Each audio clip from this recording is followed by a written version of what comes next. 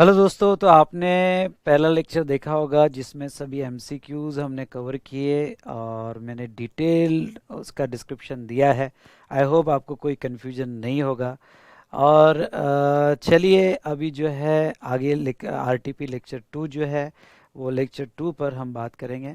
और एक बात मैं कह दूं बेटा, डिस्क्रिप्शन में कमेंट्स कॉलम में अननेसेसरी सर ये कब आएगा वो कब आएगा, जबकि मैं लेक्चर में आपको बोल चुका हूँ कि ग्रेजुअली मैं आपको वो डेट दे दूंगा कि किस डेट से आपको ये रिविजन्स वगैरह आएगी और उसका एक पूरा शेड्यूल मैं आपको बना के दे दूंगा। तो दोस्तों, वो लेक्चर सुनने के बाद फिर से वो कमेंट पास करना, मुझे ऐसा लगता है कि अननेसेसरी आप कमेंट पास करें, पर इट्स ओके। चलो हम स्टार्ट करते हैं आरटीपी का lecture number 2। I repeat, lecture number 2। ठीक है। तो अगर आरटीपी 1 का लेक्चर आपको अच्छा लगा होगा तो ज़रूर लाइक कीजिएगा और लेक्चर नंबर 2 का डिस्कशन हम स्टार्ट करेंगे। वैसे इसके आगे के क्वेश्चन पे तो अच्छा खासा डिस्कशन हमने किया है और आपको वैसे रीड करने से भी समझ में आ जाएगी, लेकिन कोई बात नहीं, मैं आपके साथ फिर से डिस्कशन कर लूँगा तो आपको थोड़ा ईजी हो जाएगा, यानी आपका फास्ट हो जाएगा। और ये लेक्चर आप 1.5 के स्पीड में भी देख सकते हो अगर किसी को ये लेक्चर स्लो लग रहा होगा। तो दोस्तों चलो हम क्वेश्चन नंबर 14 पे जो है डिस्कशन करेंगे, जो आरटीपी में दिया हुआ है। ये डिस्कशन करने के पहले मैं थोड़ा आपको रिवाइज कर देता हूँ कि रूल 43 में, आई रिपीट, रूल 43 में अमेंडमेंट्स क्या हुई है। और हम ये अमेंडमेंट के बेस पे जो क्वेश्चन नंबर 14 है, ये क्वेश्चन नंबर 14 यहाँ पे वो अमेंडमेंट के बेस पे लिया गया है, जो आईटीसी में रूल 43 में अमेंडमेंट्स हुई फॉर नवंबर 2020 एग्जामिनेशन। ठीक है, तो पहले मैं वो अमेंडमेंट्स कवर कर लेता हूँ सबके लिए। सभी स्टूडेंट्स एक बार ध्यान से देखें यहाँ पे। ठीक है, एक चार्ट मैंने यहाँ पे लिया है, शायद ये ऐसे कुछ नहीं समझेगा आपको। ओके, स्टेप बाय स्टेप मैं यहाँ पे इसकी हर बात एक्सप्लेन करता हूँ। ठीक है, सबसे पहले तो मैं आपका ध्यान लाना चाहता हूँ कि हमारे एग्जाम्पल में हम 3 कैपिटल गुड्स लेने वाले हैं। पहला CG1 जो कॉमनली यूज हो रहा है और हमारे गिवन टैक्स पीरियड में हमने परचेस किया है, जो कॉमनली यूज है for exempt as well as taxable supply. CG2 जो अर्लियर जो यूज़ किया गया फॉर एग्जाम सप्लाई एंड फिर कॉमन में आया है, और CG3 जो पहले यूज़ किया गया फॉर टैक्सेबल सप्लाई और फिर कॉमन में आया है। सेम एग्जांपल मैंने अमेंडमेंट्स में लिया, जस्ट ये रिवीजन है बेटा। अगर किसी को ये एग्जांपल समझ में नहीं आता है तो अमेंडमेंट्स देखिएगा और पूरा डिटेल में वहाँ समझिएगा। यहाँ सिर्फ मैं रिवीजन कर रहा हूँ। ठीक है, तो आई होप मैं ये समझ रहा हूँ कि आपने अमेंडमेंट्स देख ली है। ओके, अमेंडमेंट्स देखने के बाद आप ये जो है मैं यहाँ रिवाइज करके आरटीपी में आपका वो जो क्वेश्चन 14 है वो हम सॉल्व करेंगे। तो दोस्तों यहाँ पे कैपिटल गुड जो कॉमनली यूज़ किया गया, CG1 जो पहले एग्जाम में यूज़ किया गया था फिर कॉमन में आया, और CG3 जो पहले टैक्सेबल में यूज़ किया था और फिर कॉमन में आया। हमारा टैक्स पीरियड हम लेके चल रहे हैं अगस्त। ठीक है, अगस्त का हम टैक्स पीरियड लेके चल रहे हैं। अब अगस्त के पहले के कुछ मंथ मैंने लिए हैं, जैसे अप्रैल मई जून जुलाई, और अगस्त के बाद के मंथ लिए सितंबर अक्टूबर नवंबर दिसंबर एंड ऑनवर्ड्स। और मैंने क्या किया, मैंने टर्न ओवर दिया है अगस्त और उसके आगे का। जैसे टर्न ओवर अगर हम ले तो अगस्त का टर्न ओवर एग्जाम सप्लाई का 30 लाख रुपए और टैक्सेबल सप्लाई का 80 लाख, ऐसे 120 लाख का हमारा टैक्स पीरियड का टर्न ओवर है। मैंने सितंबर भी लिया, अक्टूबर का भी टर्न ओवर लिया, नवंबर का भी टर्न ओवर लिया, दिसंबर एंड ऑनवर्ड्स। ठीक है, पर ये कुछ एग्जाम्पल्स आपको समझाने के लिए मैंने यहाँ पे टर्न ओवर लिया हुआ है। ठीक है, मैंने अमेंडमेंट में ये एग्जाम्पल लिया, आपने लिखा भी होगा, पर यहाँ पे चलो फिर से मैं 2 मिनट में रिवाइज कर लेता हूँ। अब बेटा मैं यहाँ पे अगस्त में, इन द मंथ ऑफ अगस्त, ये अगस्त मंथ को मैं 3 केसेस में डिवाइड करता हूँ, केस 1, उसके बाद में केस 2 और उसके बाद में केस 3। ठीक है, 3 केसेस में डिवाइड करता हूँ, 3 सिचुएशन हम अगस्त में देखने वाले हैं। अब अगस्त में पहली सिचुएशन हम ये देखने वाले हैं केस 1 में कि हमने कैपिटल गुड CG1 परचेस किया इन द मंथ ऑफ अगस्त, जो हमारा टैक्स पीरियड है। और ये CG1 जो हमने अगस्त में परचेस किया, ध्यान से देखिए, CG1 जो हमने अगस्त में परचेस किया, ओके, उसका आईटीसी जो है 6 लाख रुपए और वो कॉमनली यूज हो रहा है। तो ITC shown in the invoice, ये अमेंडमेंट थी कि उन्होंने स्पेसिफिक वर्ड लाया कि इनवॉइस में क्या आईटीसी शो किया है उसके बेस पे कैलकुलेशन किया जाएगा। तो ITC shown in the invoice 6 lakh, जिसको हम कैपिटल ए डिनोट करेंगे रूल 43 में। और बेटा यहाँ पे जितना अमाउंट इनवॉइस में शो किया गया है रूल 43 क्लॉज ए के हिसाब से, sorry commonly rule 43 clause C के हिसाब से हम उतना इलेक्ट्रॉनिक क्रेडिट लेजर को ट्रांसफर भी करेंगे। तो जब भी आप रूल 43 में प्रॉब्लम सॉल्व कर रहे हो तो आपका तीन बातों पे मेन फोकस होना चाहिए कि पहले हम इलेक्ट्रॉनिक क्रेडिट लेजर को कितना ट्रांसफर करने वाले हैं, सभी कैपिटल गुड्स का। दूसरा, हम computation of TC, very important, computation of TC. और थर्ड, टीई। ओके, तो कॉम्पुटेशन ऑफ टीसी, टीई। और चौथे एक बात, कोई पेमेंट आउटपुट टैक्स लाइबिलिटी में आपको ऐड करना है क्या, जो नई अमेंडमेंट है टीआईई, कोई आउटपुट टैक्स लाइबिलिटी में हमको ऐड करने की जरूरत है क्या। तो बेटा ये तीन बातें बहुत इंपॉर्टेंट है, एक बार मेरे साथ आप इलेक्ट्रॉनिक, पहला स्टेप इलेक्ट्रॉनिक क्रेडिट लेजर को कितना ट्रांसफर करना है, दूसरा टीसी कैसे बनेगा, उस पर से टीई कैसे निकलेगा, क्योंकि टीई की अमाउंट हमें रिवर्सल करनी पड़ेगी, और एक नया कंसेप्ट ऐड हुआ है टीआईई, और ये टीआईई आउटपुट टैक्स लाइबिलिटी में हमें ऐड करना है। केस वन में मैं क्या ले रहा हूं, केस वन में मैंने एक कैपिटल गुड्स खरीदा करंट टैक्स पीरियड में, जितना उसका आईटीसी है उतना मैं इलेक्ट्रॉनिक क्रेडिट लेजर को ट्रांसफर कर रहा हूँ, ठीक है, और उसकी यूजफुल लाइफ 5 साल अज्यूम कर रहा हूँ। फिर मैं कंप्यूट करूंगा टीसी। टीसी मतलब हाँ, अब मैं आपको ये कहूँगा कि अमेंडमेंट के बाद अब आप क्या कीजिएगा, पहले हम क्या करते थे, पहले हम सभी कैपिटल गुड्स का टीसी कंबाइन कर लेते थे, मतलब सभी कैपिटल गुड्स के आईटीसी को हम ए कहते थे, और टीसी होता था summation of A, I repeat, TC होता था समेशन ऑफ ए। ओके, पर अब मैं आपको ये सजेस्ट करूंगा कि सबका टीसी अलग अलग लीजिएगा।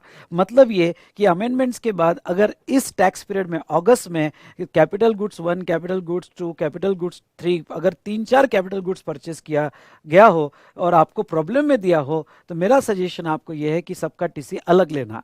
तो टीसी ऑफ CG1, मैंने एक ही कैपिटल गुड्स खरीदा, इसलिए टीसी ऑफ CG1 6 लाख रुपए। और टीएम, पहले हम टीएम कंबाइन निकालते थे, क्योंकि टीसी जो होता था वो समेशन होता था, इसलिए उसको टोटल जो समेशन आई उसका डिवाइडेड बाय 60 हम करते थे। लेकिन अब मैं आपको ये सजेस्ट करूंगा कि अमेंडमेंट्स के बाद टीएम जो है हर कैपिटल गुड्स का अलग निकालिएगा, आई रिपीट, हर कैपिटल गुड्स का अलग निकालिएगा। इसलिए टीएम CG1 जो है डिवाइडेड बाय 60 यानी 10,000।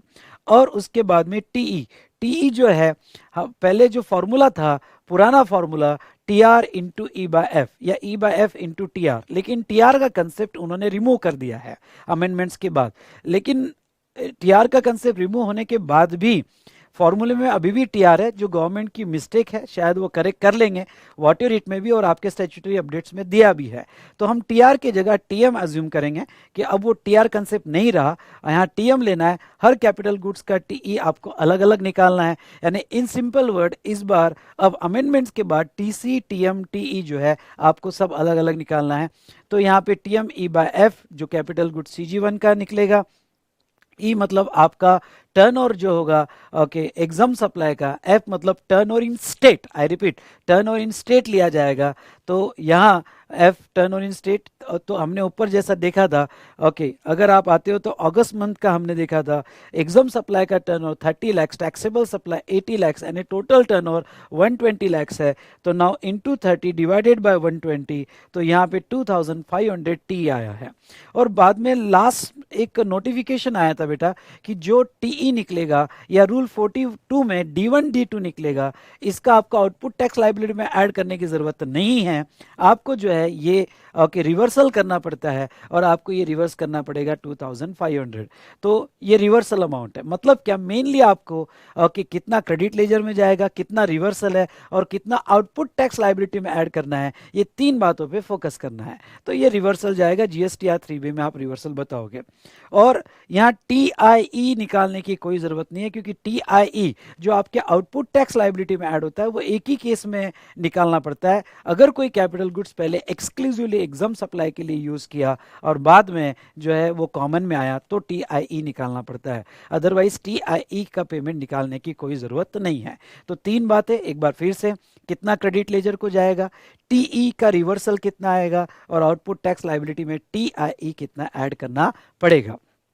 ठीक है, ये तीन बातें। अब बेटा केस 2 लेता हूं, समझ लो अगस्त में दूसरी केस हुई। दूसरी क्या केस हुई कि मैंने CG1 कॉमन कैपिटल गुड्स तो अगस्त में खरीदा, और CG2 जो पहले यूज किया जा रहा था किसके लिए, एग्जाम सप्लाई के लिए, अब वो कॉमन के लिए आ रहा है। मतलब क्या, एग्जाम्पल लेते हैं CG2 in the month of April खरीदा था, ओके 10 अप्रैल 2020 को मैंने CG2 खरीदा था। ओके जिसमें इनवॉइस पे 4 लाख रुपए का आईटीसी था, लेकिन मैं एक्सक्लूसिवली एग्जाम सप्लाई के लिए यूज कर रहा हूँ, तब मैंने उसका आईटीसी नहीं लिया। और इन द मंथ ऑफ अगस्त मैंने वो कॉमन में लाया। पहले वो एक्सक्लूसिव एग्जाम सप्लाई के लिए था, अब वो कॉमन के लिए आया। तो बेटा अब वो कॉमन के लिए आया तो केस 2 में सिचुएशन कैसी होगी, हमने ये भी डिस्कशन किया। केस 2 में जो सिचुएशन होगी, तो अब आपको ए, दोनों का ए अलग अलग लेना है। ए मतलब उसका आईटीसी कितना है, कैपिटल ए। तो यहाँ पे आईटीसी ऑफ CG1 6 लाख और ITC of CG2 4 lakh rupees आपको पूरा का पूरा, जितना इनवॉइस में अप्रैल में इनवॉइस में कितना बताया था बेटा, अप्रैल में उसके ऊपर इनवॉइस में 4 लाख रुपए बताया था, तो अप्रैल में इनवॉइस में जितना अमाउंट होगा उसका जीएसटी, और ये 4 लाख रुपीस आपको लेना है। यही तो अमेंडमेंट है। पहले हम क्या करते थे, अमेंडमेंट के पहले पुरानी प्रोविजन अगर आपको याद होती, तो हम जब एक्सक्लूसिव एग्जाम का कॉमन में लाते हैं तो 5% रिड्यूस करके लेते थे। लेकिन अब अमेंडमेंट क्या हुई, अब अमेंडमेंट ये हुई कि आपको 5% रिड्यूस करके नहीं लेना है। कम ऑन, ध्यान सुनना, 5% रिड्यूस करके आपको नहीं लेना है। आपको जितना इनवॉइस में है उतना पूरा का पूरा 4 लाख रुपए आपको लेना है। और ये 6 लाख रुपए और एग्जाम का हमने पहले नहीं लिया था, अब वो कॉमन में आ गया, इसलिए 4 लाख। तो पहली स्टेप क्या है, मुझे पहली स्टेप ये डिसाइड करनी है कि मैं इलेक्ट्रॉनिक क्रेडिट लेजर को कितना ट्रांसफर करूंगा। तो मैं इलेक्ट्रॉनिक क्रेडिट लेजर को 6 + 4 यानी 10 लाख रुपए ट्रांसफर करूंगा। फिर मैं टीसी निकालूंगा। मैं आपको यही सजेस्ट करता हूं कि टीसी हर कैपिटल गुड्स के लिए अलग अलग निकालो। तो टीसी मतलब समेशन ऑफ ए, और कि इंडिविजुअल कैपिटल, इवन दो इन्होंने समेशन ऑफ ए बोला होगा, तभी आप टीसी अलग अलग निकालो। तो टीसी CG1 का 6 लाख और टीसी CG2 का 4 लाख रुपए, जितना भी आईटीसी है। फिर से एक बार कह दूं, यहां पे आपको 5% का रिडक्शन नहीं करना है, यही खास अमेंडमेंट है। आपको जितना आईटीसी बताया गया है उतना आईटीसी पूरा लेना है। तो यहाँ 6 लाख और 4 लाख। फिर बेटा आपका निकलेगा TM. TM 6 lakh divided by 60, 10,000, और CG2 का दोनों का अलग निकालो, 4 लाख डिवाइडेड बाय 60 यानी 6,667, यह आपका टीएम निकला। और उसके बेस पे आप टीई निकालो, टीई कैपिटल गुड्स का CG1 का। तो अब CG1 का टीई जो निकला इंटू 30 डिवाइडेड बाय 120, 10,000, 2,500।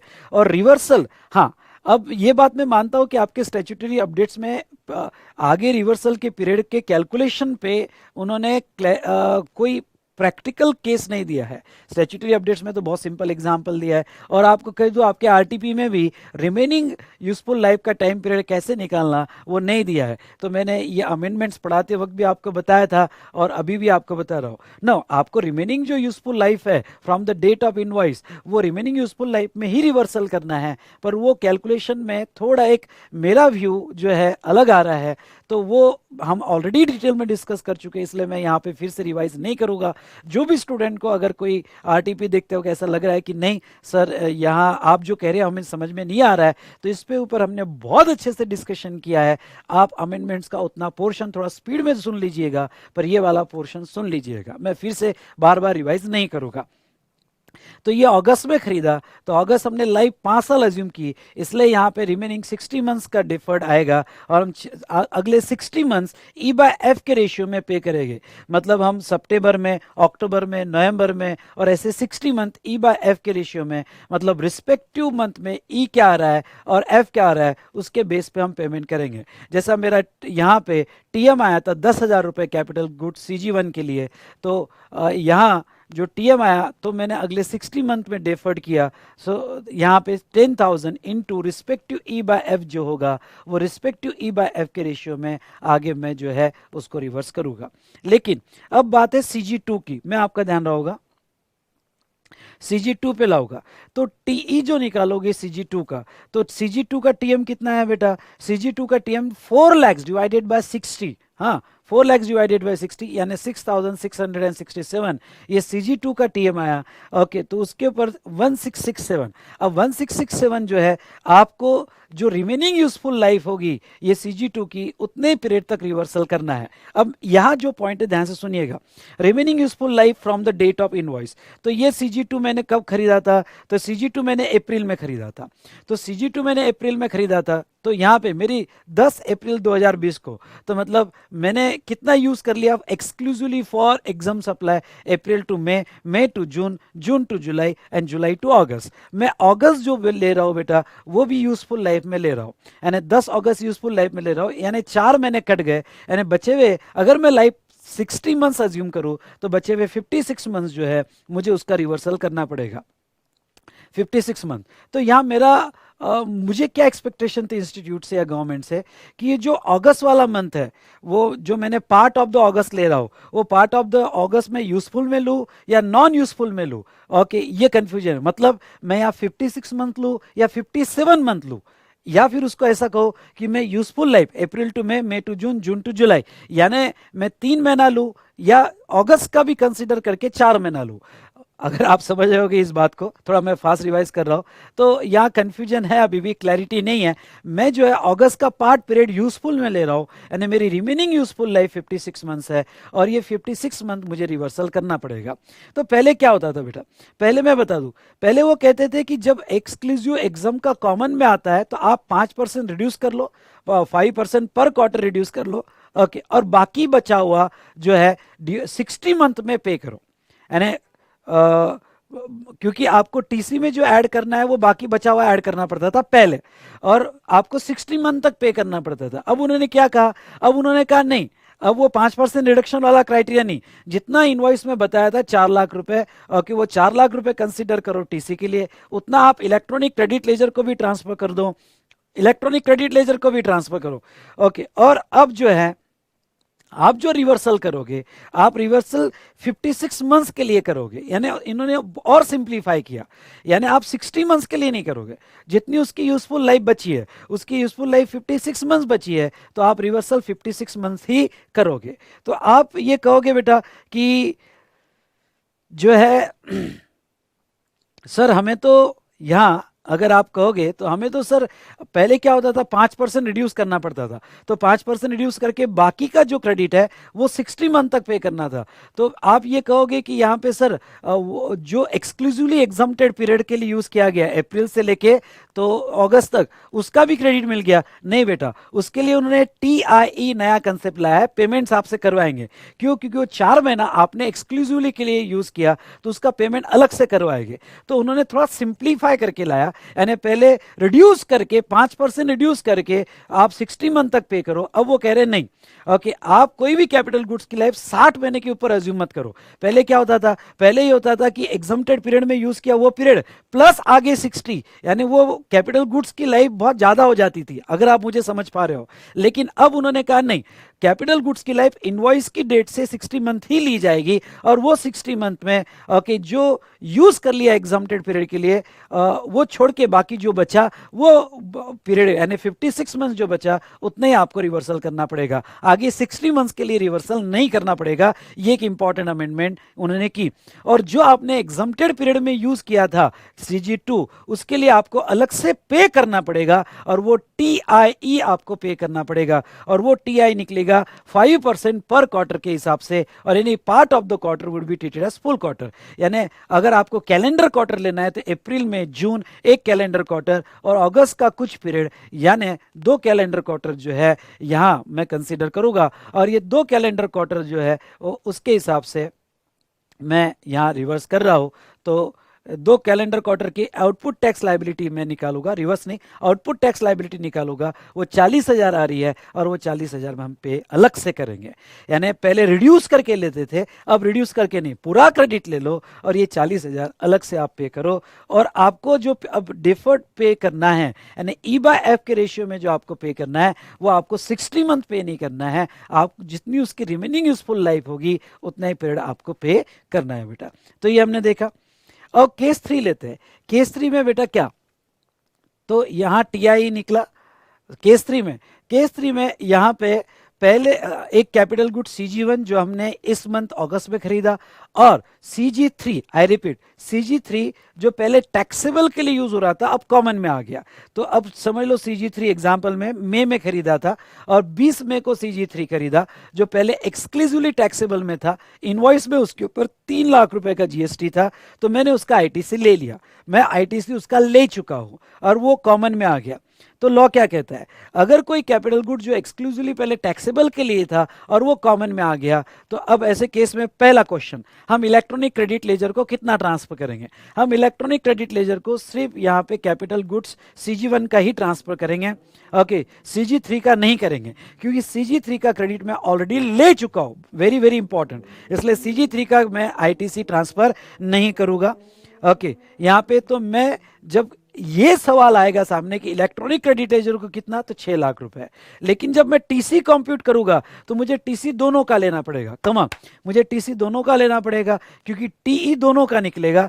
क्यों? क्योंकि मुझे रिवर्सल दोनों का करना है, इसलिए टीई मैं तब तक नहीं निकाल सकता हूं जब तक टीसी नहीं आता हाथ में, इसलिए टीसी मुझे दोनों का लेना है, 6 लाख रुपए और 3 लाख रुपए, दोनों का टीएम निकालना है और यहाँ पे दोनों का टीई निकालना है। CG1 का टी जो 2500 वैसा ही आएगा जो नेक्स्ट 60 मंथ में पे करूंगा, और यहाँ पे CG3 का जो है, ओके, CG3 का टी निकलेगा, पर इसकी रिमेनिंग यूजफुल लाइफ पे पे करूंगा, इसकी remaining useful life 57 months. 57 month क्यों ले रहा हूं बेटा? क्योंकि मैंने मई में खरीदा था, May to June, June to July, July to August, 3 महीना यूज कर लिया, रिमेनिंग 57 मंथ्स जो है मैं पे करूंगा, रिवर्सल करूंगा उसका ITC जो मेरा TE आएगा, और मुझे पे करने की कोई जरूरत नहीं है यहाँ पे।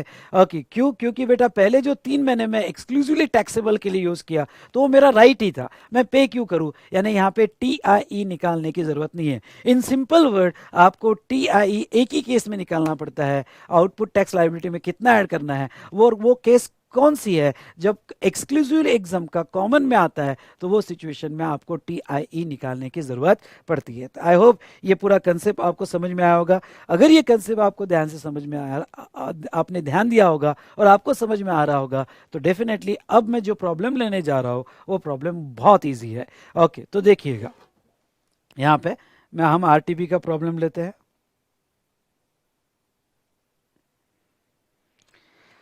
प्रॉब्लम नंबर 40, ठीक है। KPL limited register in state of Himachal Pradesh, HP। हाँ, अब मैं आपको एक बात और कह दूं कि मैंने जो अभी आपको पढ़ाया, तो इस केस में अब 5% रिडक्शन आपको कोई केस में करना नहीं है। हाँ? आपको सीधा सीधा जितना इनवॉइस में क्रेडिट है उतना ले लेना है।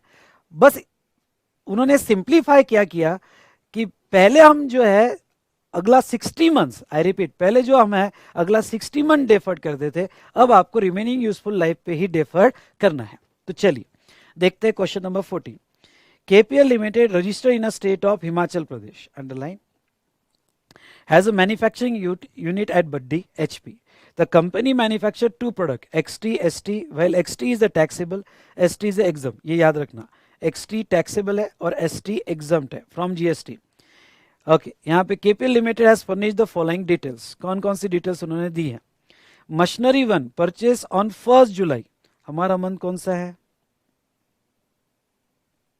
जुलाई है शायद, नीचे दिया होगा उन्होंने, 1 July, being use for manufacturing of XT and ST, यानी ये जो मशीनरी 1 है उसका IGST उन्होंने दिया है।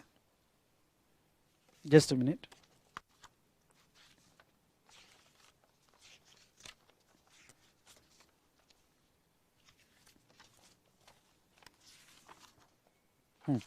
IGST दिया है बेटा। तो अब यहाँ पे 1 जुलाई जो है बेटा, 1 जुलाई को मशीन 1 खरीदे थे, और ये दोनों यानी ये कॉमन यूज हो रही है, कॉमन यूज हो रही है, ठीक है। दूसरा, machinery 2 purchase on 1 July being exclusively use for manufacturing XT, तो इसका क्रेडिट नहीं मिलेगा क्योंकि ये एक्सक्लूसिवली जो है XT के लिए यूज हो रहा है, और XT, एक मिनट, XT हमारा टैक्सेबल है, इसका मिल जाएगा, सॉरी, XT हमारा टैक्सेबल है, इसका ITC मिल जाएगा, एक्सक्लूसिवली फॉर टैक्सेबल सप्लाई है। Machinery 3 purchase on 1 July being exclusively use for manufacturing ST exempt है, इसलिए इसका क्रेडिट नहीं मिलेगा। मशीनरी 4, हाँ अब ध्यान देना, मशीनरी 1 हो गया, मशीनरी 2 हो गया, मशीनरी 3 हो गया, machinery 4 purchase on 1 October last year for being exclusively use in manufacturing product ST मतलब exempt, from 1 July such machinery will also use for manufacturing product XT। तो अब मैं ये लूंगा यहाँ पे अर्लियर,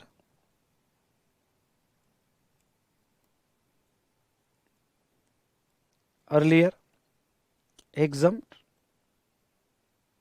now common, कॉमन में आ गया, ठीक है। उसके बाद में machinery 5 purchase on 1 January of being exclusively use in manufacturing product XT from, अच्छा प्रोडक्ट एक्सटी मतलब taxable, from 1 July such machinery will also use for manufacturing ST, यानी पहले अर्लियर टैक्सेबल नाउ कॉमन, ठीक है। और machinery 6 purchase on 1 July 2 years ago being used in manufacturing XT and ST। हाँ ये important है, ये मैं आपको जरूर बताऊंगा कि इसका एडजस्टमेंट क्या है। अब ये देखो कि ये जो मशीनरी 6 है ये 2 साल पहले खरीदी थी और वो पहले से कॉमन में यूज हो रही है, पहले से कॉमन में यूज हो रही है, ठीक है।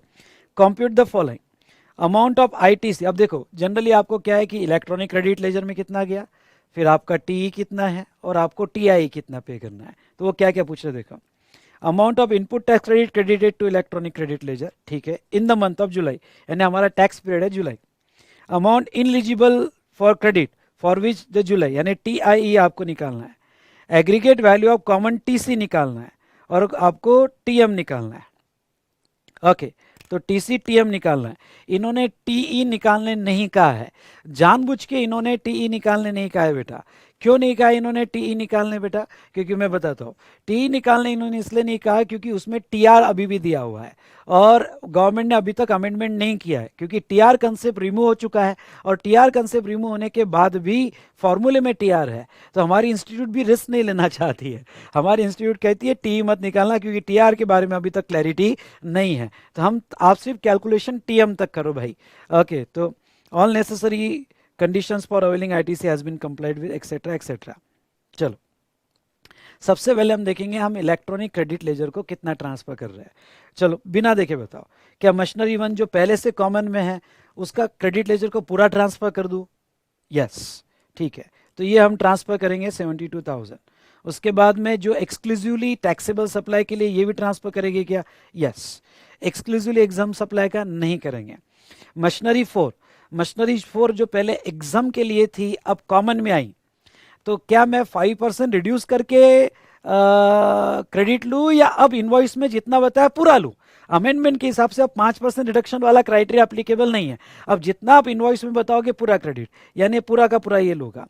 जो मशीन, हाँ ध्यान से सुनना, जो मशीन पहले टैक्सेबल के लिए थी अब वो कॉमन में है, जो पहले टैक्सेबल के लिए थी जो अब वो कॉमन में है, तो इसका क्रेडिट लूँ क्या? नहीं, क्योंकि जब पहले टैक्सेबल के लिए थी तब इसका क्रेडिट ऑलरेडी मैं ले चुका हूं, तो अब इसका क्रेडिट मैं नहीं लूंगा। क्रेडिट इलेक्ट्रॉनिक क्रेडिट लेजर में नहीं लूंगा, पर टीसी कैलकुलेशन के लिए लूंगा। आई रिपीट, टीसी कैलकुलेशन के लिए लूंगा। और एक नई एडजस्टमेंट जो मैंने अमेंडमेंट ने ये पॉइंट मैंने जो है कि नहीं लिया था, इन्होंने कवर कर लिया है यहाँ पे, और वो ये कि नया एडजस्टमेंट क्या कि एक पुरानी मशीन जो पहले से कॉमन के लिए यूज होगी। अब मुझे बता, 2 साल पहले पुरानी मशीन जो पहले से कॉमन के लिए यूज हो रही है, मेरी बात समझ रहे हो, पहले से कॉमन के लिए, उसका क्रेडिट तो हमने ले लिया होगा पहले, क्योंकि पहले से ही कॉमन के लिए यूज हो रही है, तो अब मैं क्रेडिट नहीं लूंगा। हाँ, पर टीसी कैलकुलेशन के लिए जरूर कंसीडर करूंगा। रिपीट, टीसी कैलकुलेशन के लिए और टीएम कैलकुलेशन के लिए जरूर कंसीडर करूंगा, क्योंकि पुराने मशीन का भी तो टीएम मुझे आगे डिफर्ड करना है उसकी जो रिमेनिंग यूजफुल लाइफ है उसके बेस पर। ये समझ में आया मेरे को? तो अब यहां पे बेटा समझ में आ रहा है कि आपको? ओके, तो अब यहाँ पे जहां तक देखा जाए तो मशीन 6 का भी क्रेडिट मैं नहीं लूंगा, यानी क्रेडिट में लूंगा 72, 36 एंड 1,44,000। तो देखो अमाउंट इलेक्ट्रॉनिक क्रेडिट लेजर को कितना जाएगा, तो 72, 36, 144। ओके, मशीन 6 का नहीं जाएगा क्योंकि उसका क्रेडिट मैं ऑलरेडी ले चुका हूं, तो टोटल क्रेडिट जो जाएगा मंथ ऑफ जुलाई में वो 2,52,000 यहाँ पे जाएगा। ठीक है, तो पहले का आंसर आ गया कि इलेक्ट्रॉनिक क्रेडिट लेजर को मैं कितना ट्रांसफर करूंगा।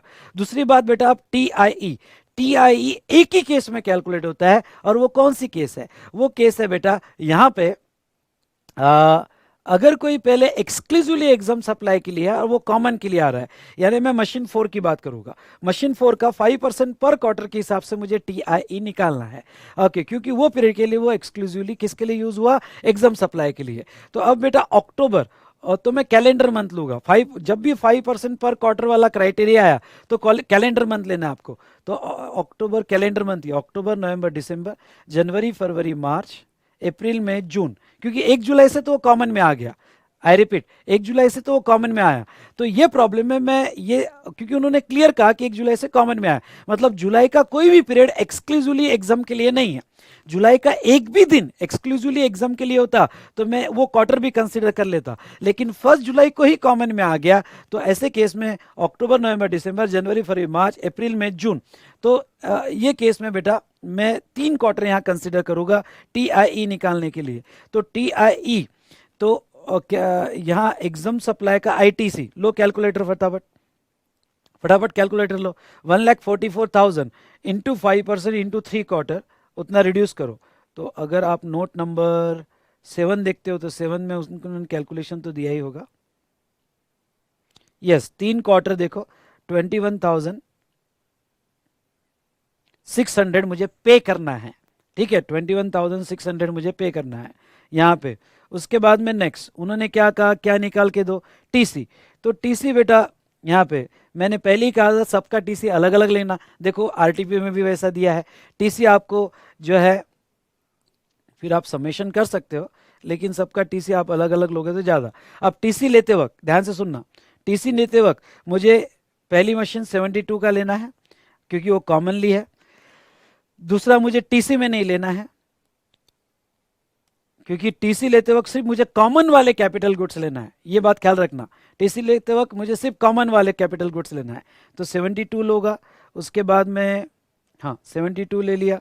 उसके बाद में, हाँ ये भी, इसका भी मैं TC कंसिडर करूंगा जो पहले एग्जाम में था और कॉमन में आया, मतलब 144 लूंगा। इसका भी मैं लूंगा मशीन 5 का, ये मैं क्रेडिट नहीं लूंगा पर TC के लिए कंसिडर करूंगा, यानी 18,000। और जो कॉमन के लिए पहले से यूज हो रहा है वो भी मैं कंसिडर करूंगा, 1,08,000। ठीक है, ये ध्यान रखना, जो मैं पहले से यूज कर रहा हूं कॉमनली, उसका भी TC के लिए करूंगा। अब मैं आगे आगे 60 मंथ उसको डेफर्ड नहीं करूंगा क्योंकि 2 साल ऑलरेडी मैं उसका ई-बाय पे कर चुका हूं। तो अब उसकी जो रिमेनिंग लाइफ है 3 साल, तो 3 साल ही मैं पे करूंगा। लेकिन TC कैलकुलेट करने के लिए मुझे वो भी मशीन लेनी पड़ेगी जो पहले से कॉमन में यूज हो रही है। तो बेटा अब यहाँ पे देखो, अगर आप TC देखते हो तो मशीन A का ले लिया मैंने, मशीन 1, मशीन 4, मशीन 6 का भी ले लिया मैंने, देखो, और मशीन 5 का भी ले लिया। तो मेरा TC जो आया 3,42,000, उन्होंने समेशन किया है। ओके, यहाँ TC 3,42,000 लिया है। ऐसा भी चल सकता है समेशन, ये सबका अलग अलग निकालो तो भी चल सकता है।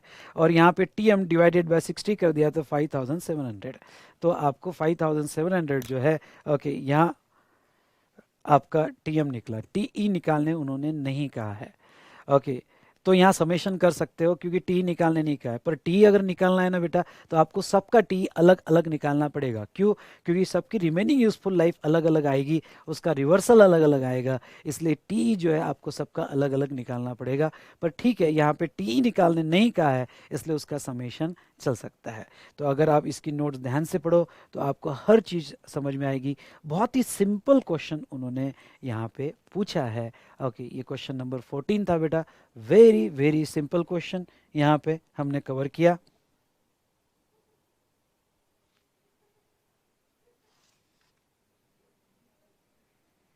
ठीक है, चलो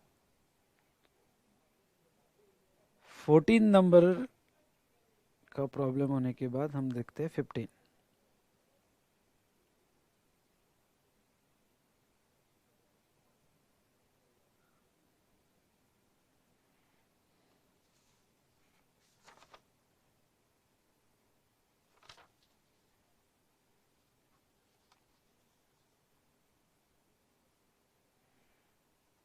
चल देखते हैं 15 नंबर,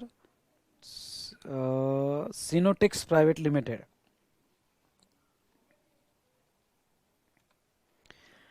नेक्स्ट क्वेश्चन नंबर 15 जो है, कुछ टेक्निकल प्रॉब्लम की वजह से बेटा लेक्चर रुक गया था, फिर से स्टार्ट करता हूँ।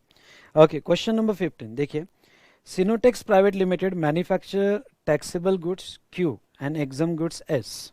चलो एक डायग्राम ड्रॉ करते हैं। अगर आपने अमेंडमेंट देखी होगी, ये भी अमेंडमेंट पे ही क्वेश्चन है और आपको याद आएगा। सिनोटेक्स प्राइवेट लिमिटेड, ठीक है, 2 गुड्स बना रहा है और गुड्स है Q&S। Q उसका टैक्सेबल है और S उसका एग्जम्प्ट है।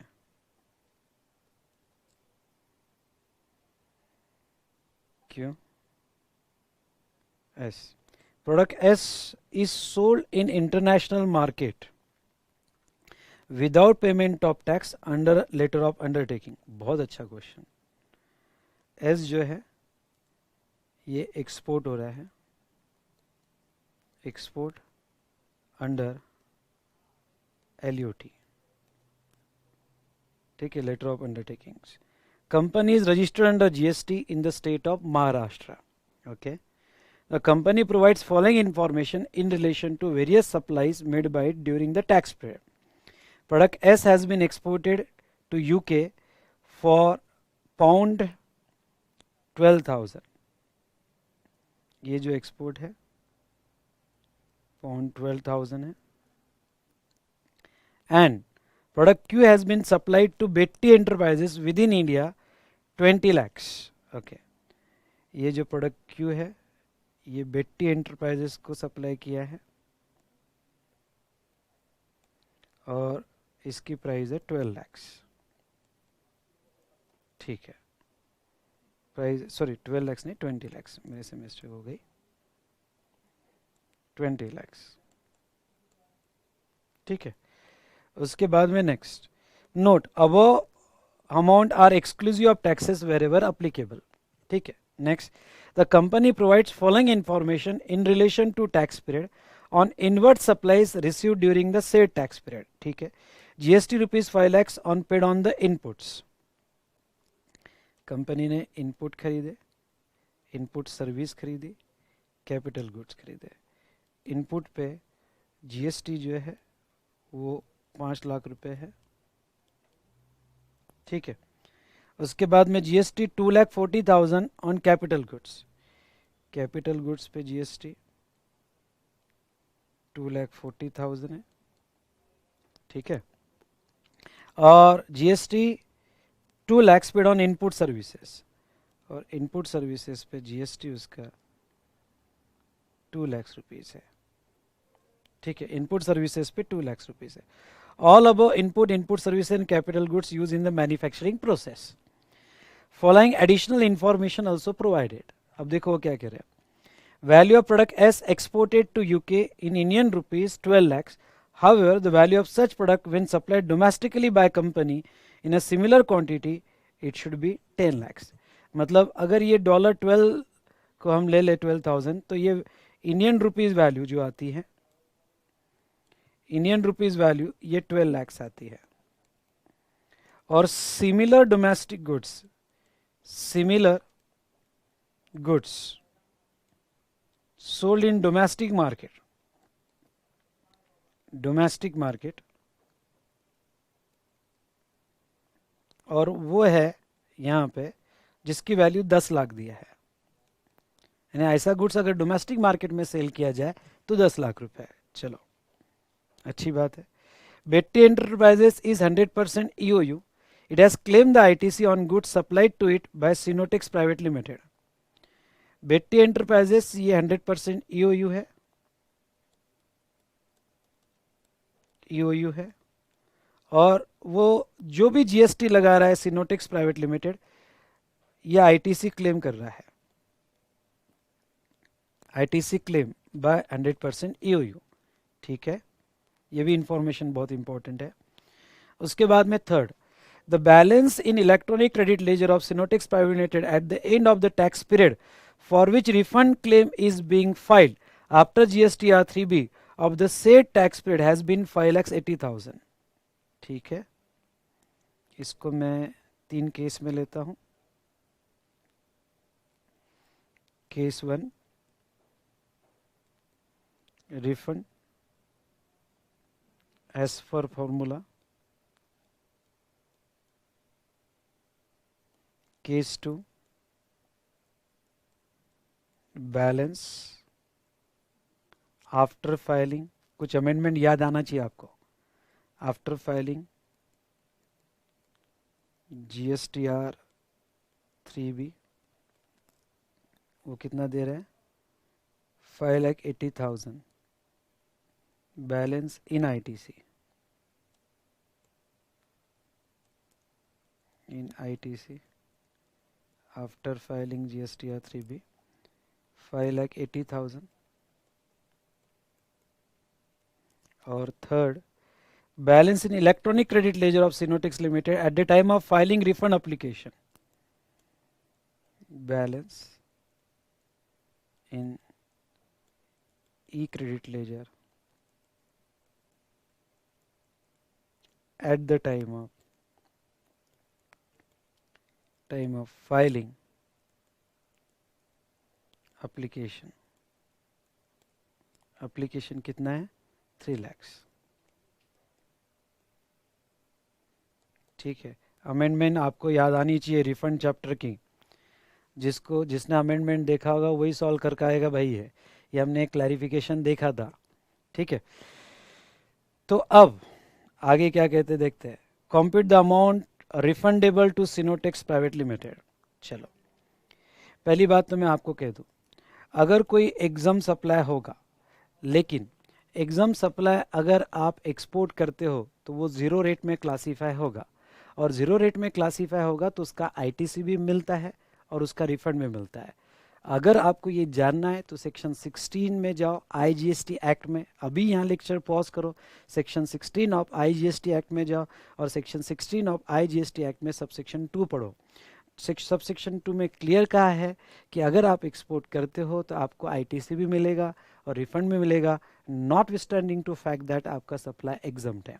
तो एग्जाम सप्लाई ज़ीरो रेट का कलर ले लेता है अगर आप इंडिया के बाहर एक्सपोर्ट कर रहे हो और ITC के सेक्शन 17 के रिस्ट्रिक्शंस नहीं लगते हैं। ये इंपॉर्टेंट स्टेटमेंट मैंने आपको दिया। ठीक है, उसके बाद में यहाँ पे तो आपका टैक्सेबल सप्लाई है और आपका एग्जाम सप्लाई है। ठीक है, अब दूसरी बात, एक आप सभी ध्यान रखो, जिसने रेगुलर क्लास किया हो या जो भी है, मैं जो कहने जा रहा हूँ बड़ा इंपॉर्टेंट बात है। ओके, यहाँ जो 100% EOU को सप्लाई किया, अगर 100% EOU को सप्लाई करते हो तो उसे डीम एक्सपोर्ट कहा जाता है और वो 89(4)A का सप्लाई माना जाता है। सुनना, 89(4)A का सप्लाई माना जाता है अगर आप EOU को देते हो। पर 89(4)A का रूल, 89(4)A का सप्लाई तभी माना जाता है अगर यहाँ पे 100% EOU उसका रिफंड क्लेम करता है, उसका ITC नहीं लेता है। पर यहाँ 100% EOU उसका ITC ले रहा है। अगर 100% EOU उसका ITC क्लेम कर रहा है तो ये 89(4)A का सप्लाई नहीं माना जाएगा। अब ये 89(4)A का सप्लाई नहीं माना जाएगा क्यों, एक बार ये पॉइंट फिर से समझ लो। क्या होता है, अगर आपने डीम एक्सपोर्ट करते हो तो आइदर सप्लायर या रिसिपिएंट को रिफंड मिलता है। ध्यान से सुनना, आइदर सप्लायर या रिसिपिएंट को रिफंड मिलता है। ओके, लेकिन अगर कोई भी इसका रिफंड क्लेम करता है, सप्लायर या रिसिपिएंट, मेरी बात ध्यान से सुन रहे हैं, सप्लायर या रिसिपिएंट कोई भी इसका रिफंड क्लेम कर रहा है तो वो 89(4)A उसको कैच कर लेता है, क्योंकि 89(4)A उसको रिफंड देता है। और अगर 89(4)A उसको डीम एक्सपोर्ट में कैच कर लेता है तो फिर वो आप उससे रिलेटेड ITC जो है वो ITC नेट ITC से एक्सक्लूड करना पड़ता है, एज वेल एज आपके export turnover, adjusted total turnover में से भी ये टर्नओवर एक्सक्लूड करने पड़ते हैं।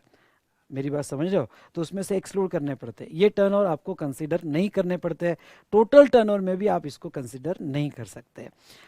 कब, जब कोई रिफंड क्लेम कर रहा हो।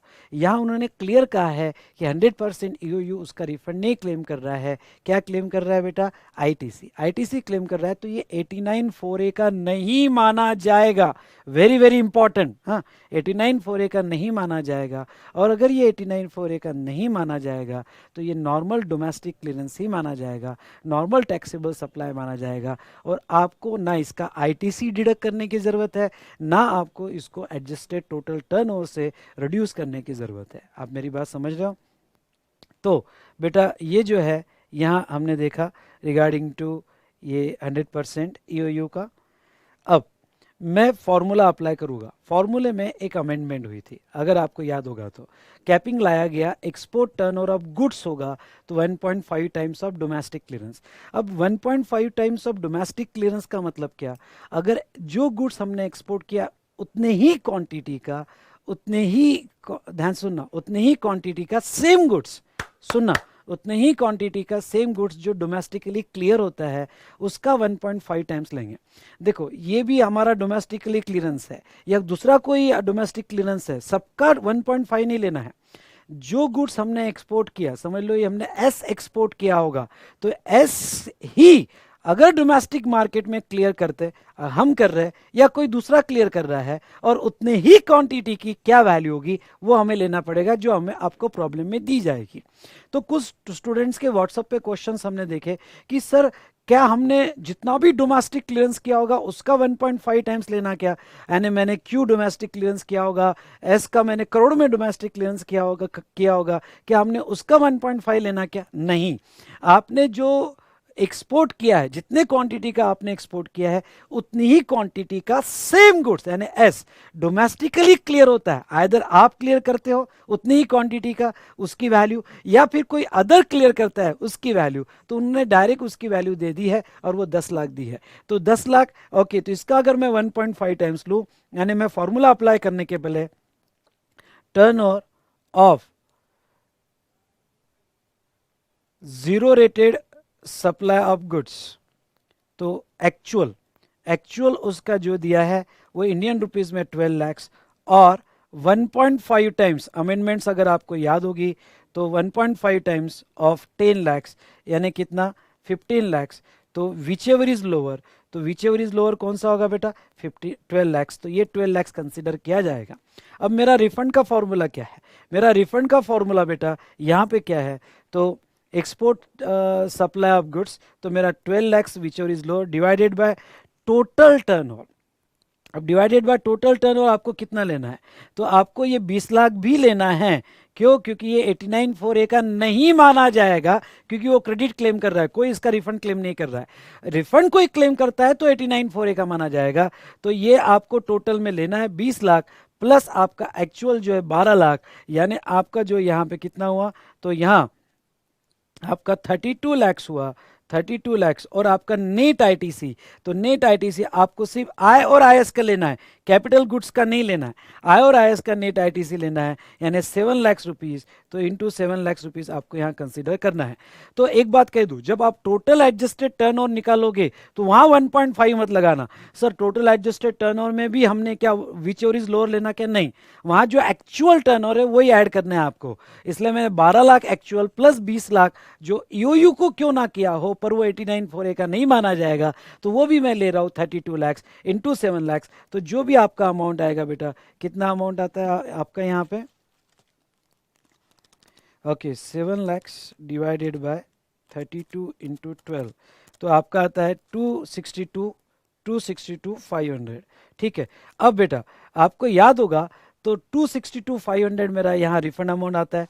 फिर एक सर्कुलर आया था जो मैंने नवंबर 20 के अमेंडमेंट में कवर किया था कि आपका ये फॉर्मूला से कितना, या फिर जो मंथ का आप रिफंड क्लेम कर रहे हो, जो टैक्स पीरियड का रिफंड क्लेम कर रहे हो, उसका जीएसटीआर 3B फाइल करने के बाद आपके इलेक्ट्रॉनिक क्रेडिट लेजर में बैलेंस कितना, या फिर जो मंथ में एप्लीकेशन फाइल कर रहे हो वो मंथ में आपका बैलेंस कितना है इलेक्ट्रॉनिक क्रेडिट लेजर में, विच एवर इज लोअर, तो ये तीनों में से विच एवर इज लोअर जो आएगा उतना मैक्सिमम रिफंड आपको मिलेगा। तो आपको रिफंड जो मिलना है बेटा 2,62,500, ये आपको which ever is lower refund मिलना है।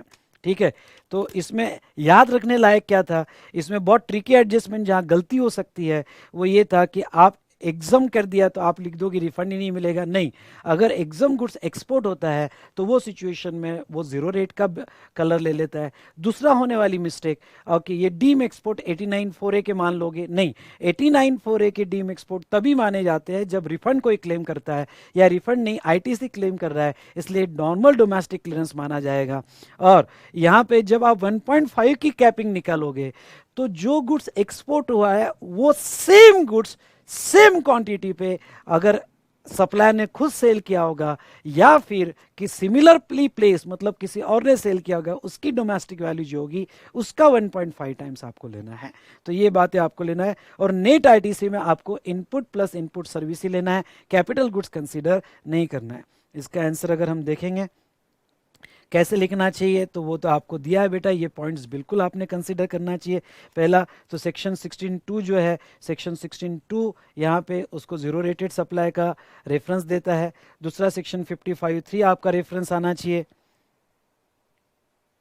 कि जीरो रेटेड सप्लाई में आपको रिफंड मिलते हैं। उसके बाद में 89(4) का फॉर्मूला आना चाहिए। और उसके बाद में नेट आईटीसी की अमाउंट कितनी होगी, zero rated supply of goods कितना माना जाएगा, एडजस्टेड टोटल टर्नओवर आपका कितना आएगा, और आप फॉर्मूला लगाओ, रिफंड कैलकुलेट करो। और एक नया सर्कुलर जो इस बार की अमेंडमेंट थी, तो वो कैपिंग जो है वो कैपिंग आपको लिखनी पड़ेगी। और ये देखो ईओयू जो है डीम एक्सपोर्ट माना जाता है 89(4)A में, लेकिन अगर कोई रिफंड क्लेम करता है, यहाँ कोई रिफंड क्लेम नहीं कर रहा है तो उसे डीम एक्सपोर्ट नहीं माना जाएगा। इतना लेंदी तो ठीक दिया है मैंने, पर इतने पॉइंट्स आपके कवर होने चाहिए। 16(2) में एग्जाम को एक्सपोर्ट बोला जाता है, 54 में अनयूटिलाइज आईटीसी के आपको क्रेडिट मिलते हैं अगर जीरो रेटेड सप्लाई होगा तो। उसके बाद में रिफंड का फॉर्मूला आपको देना पड़ेगा, फॉर्मूला अप्लाई करके आपको रिफंड अमाउंट कैलकुलेट करना पड़ेगा। और जो नया सर्कुलर है उसके हिसाब से आपको आंसर लिखना पड़ेगा कि लिस्ट ऑफ द फॉलोइंग आपको रिफंड मिलेगा। तो आपका रिफंड फाइनल होगा 2,62,000।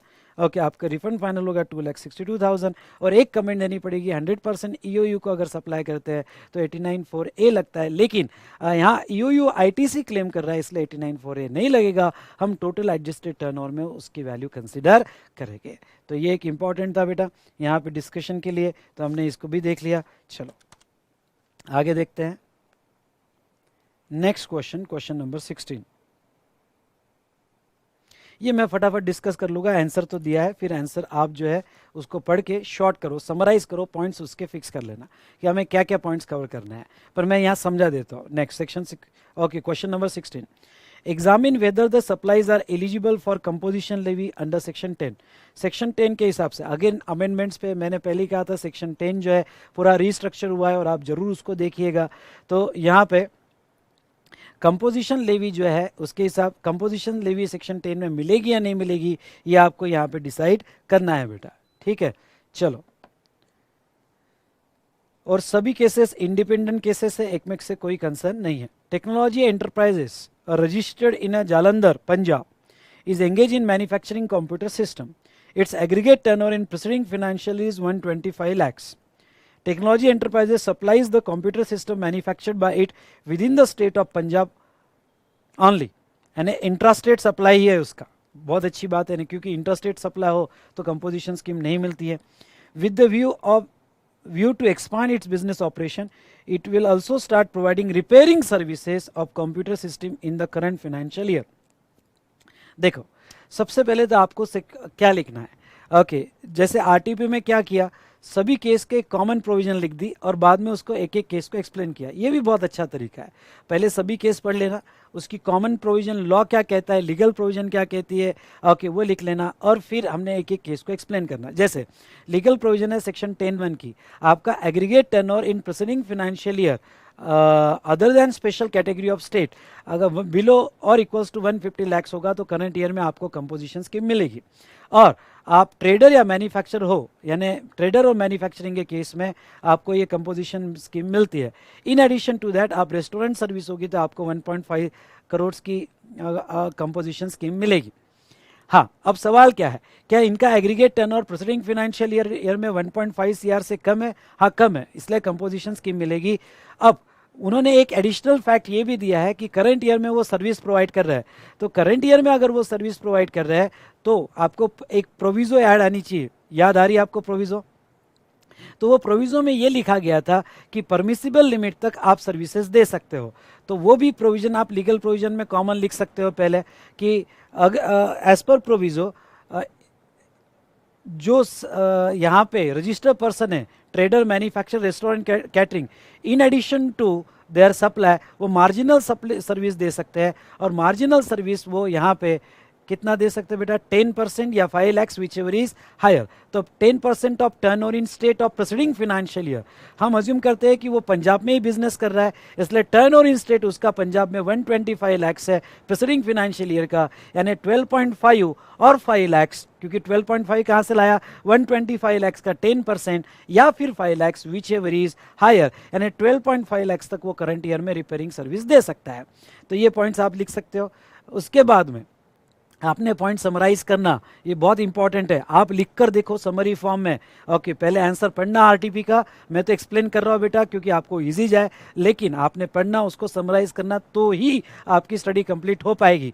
दूसरी बात बेटा, यहाँ पे देखा जाए तो 10(2)A में भी लिखो, 10(2)A में ओके, जो एलिजिबल नहीं है 10(1) में, वो 10(2)A में 50 लाख की कंपोजिशन स्कीम के लिए अप्लाई कर सकते हैं।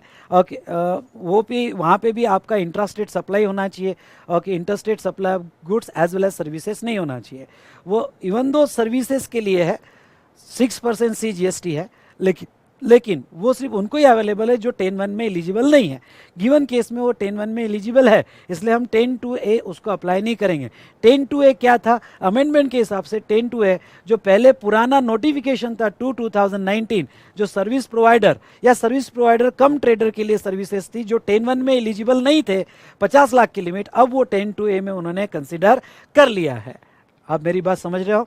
तो ये इतने पॉइंट्स आपको कवर करने पड़ेंगे। शॉर्ट में कह दूं तो कंपोजिशन स्कीम मिलेगी और वो करंट ईयर में रिपेयरिंग सर्विस दे सकता है, मार्जिनल सर्विस, वो यहाँ पे 10% या 5 lakhs whichever is higher तक मार्जिनल सर्विस दे सकता है करंट ईयर में।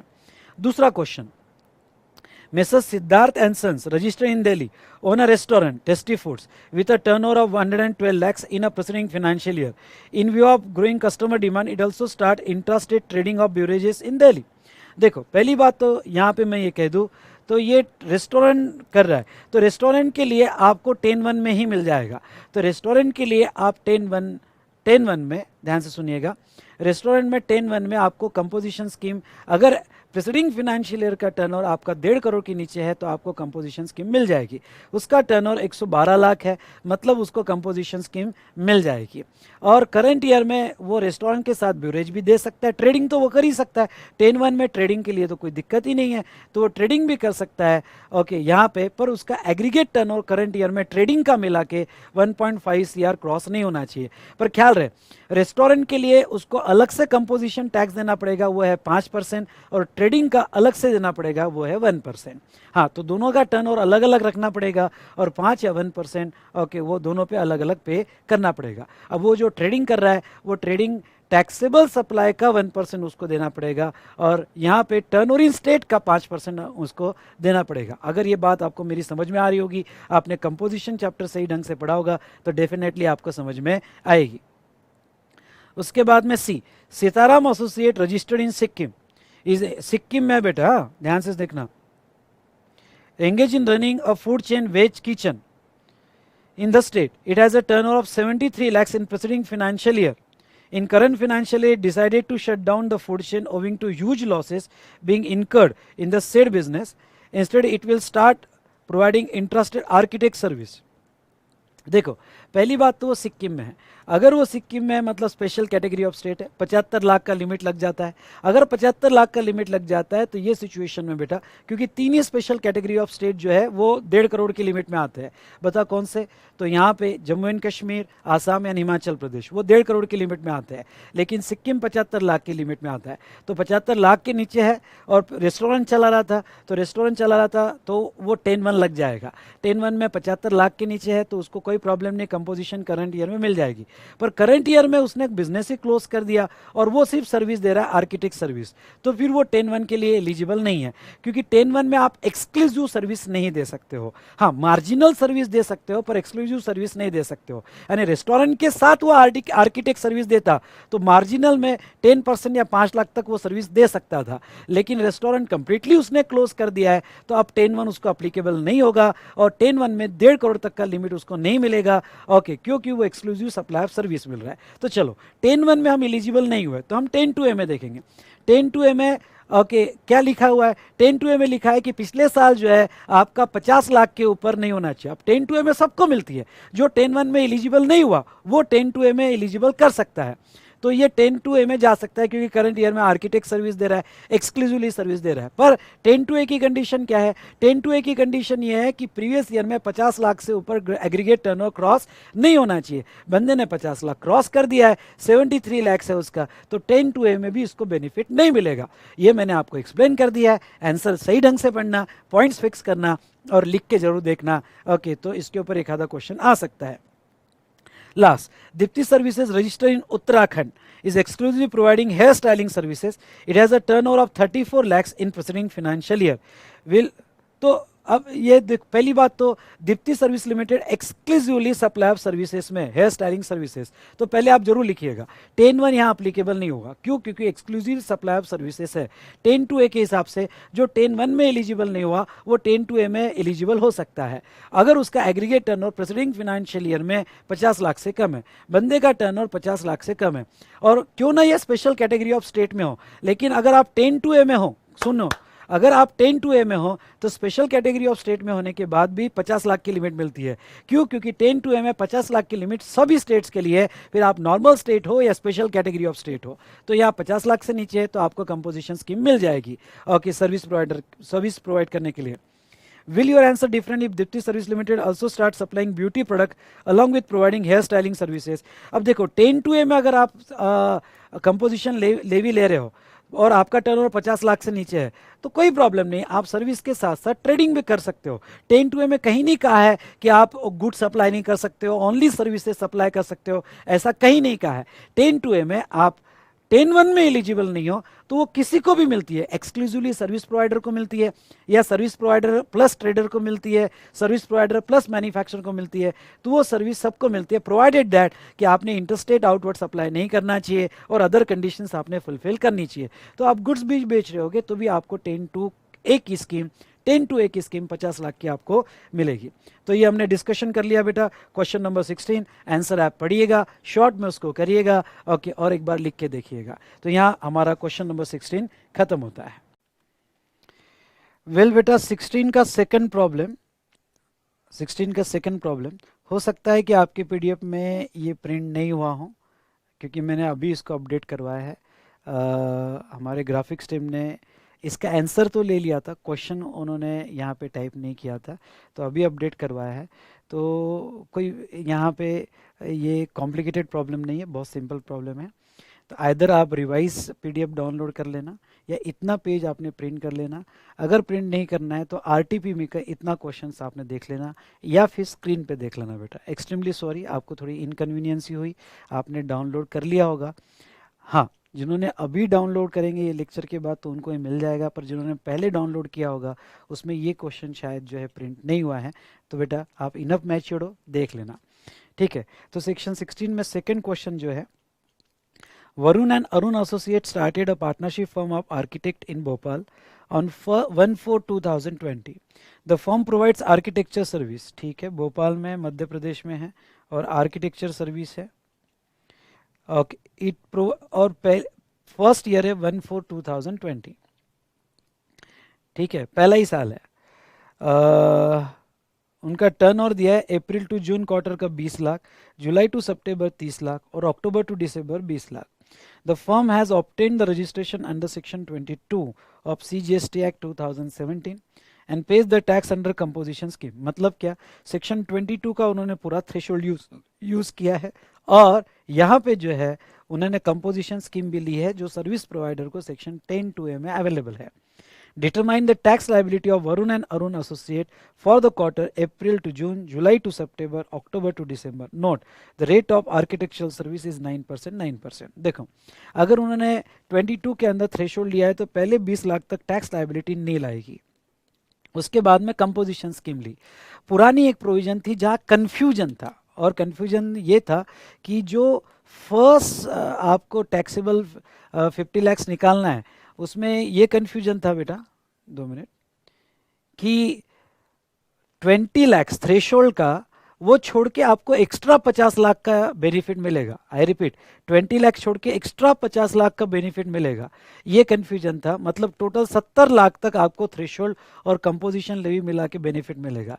लेकिन अब ऐसा नहीं है, अब उन्होंने एग्रीगेट टर्नओवर की डेफिनेशन क्लियर एक्सप्लेनेशन में दिया है। अगर आपने अमेंडमेंट देखा हो, उसमें ये कहा है कि जब एग्रीगेट टर्नओवर 50 लाख का कैलकुलेशन होगा तो थ्रेशोल्ड वाला भी कंसीडर किया जाएगा।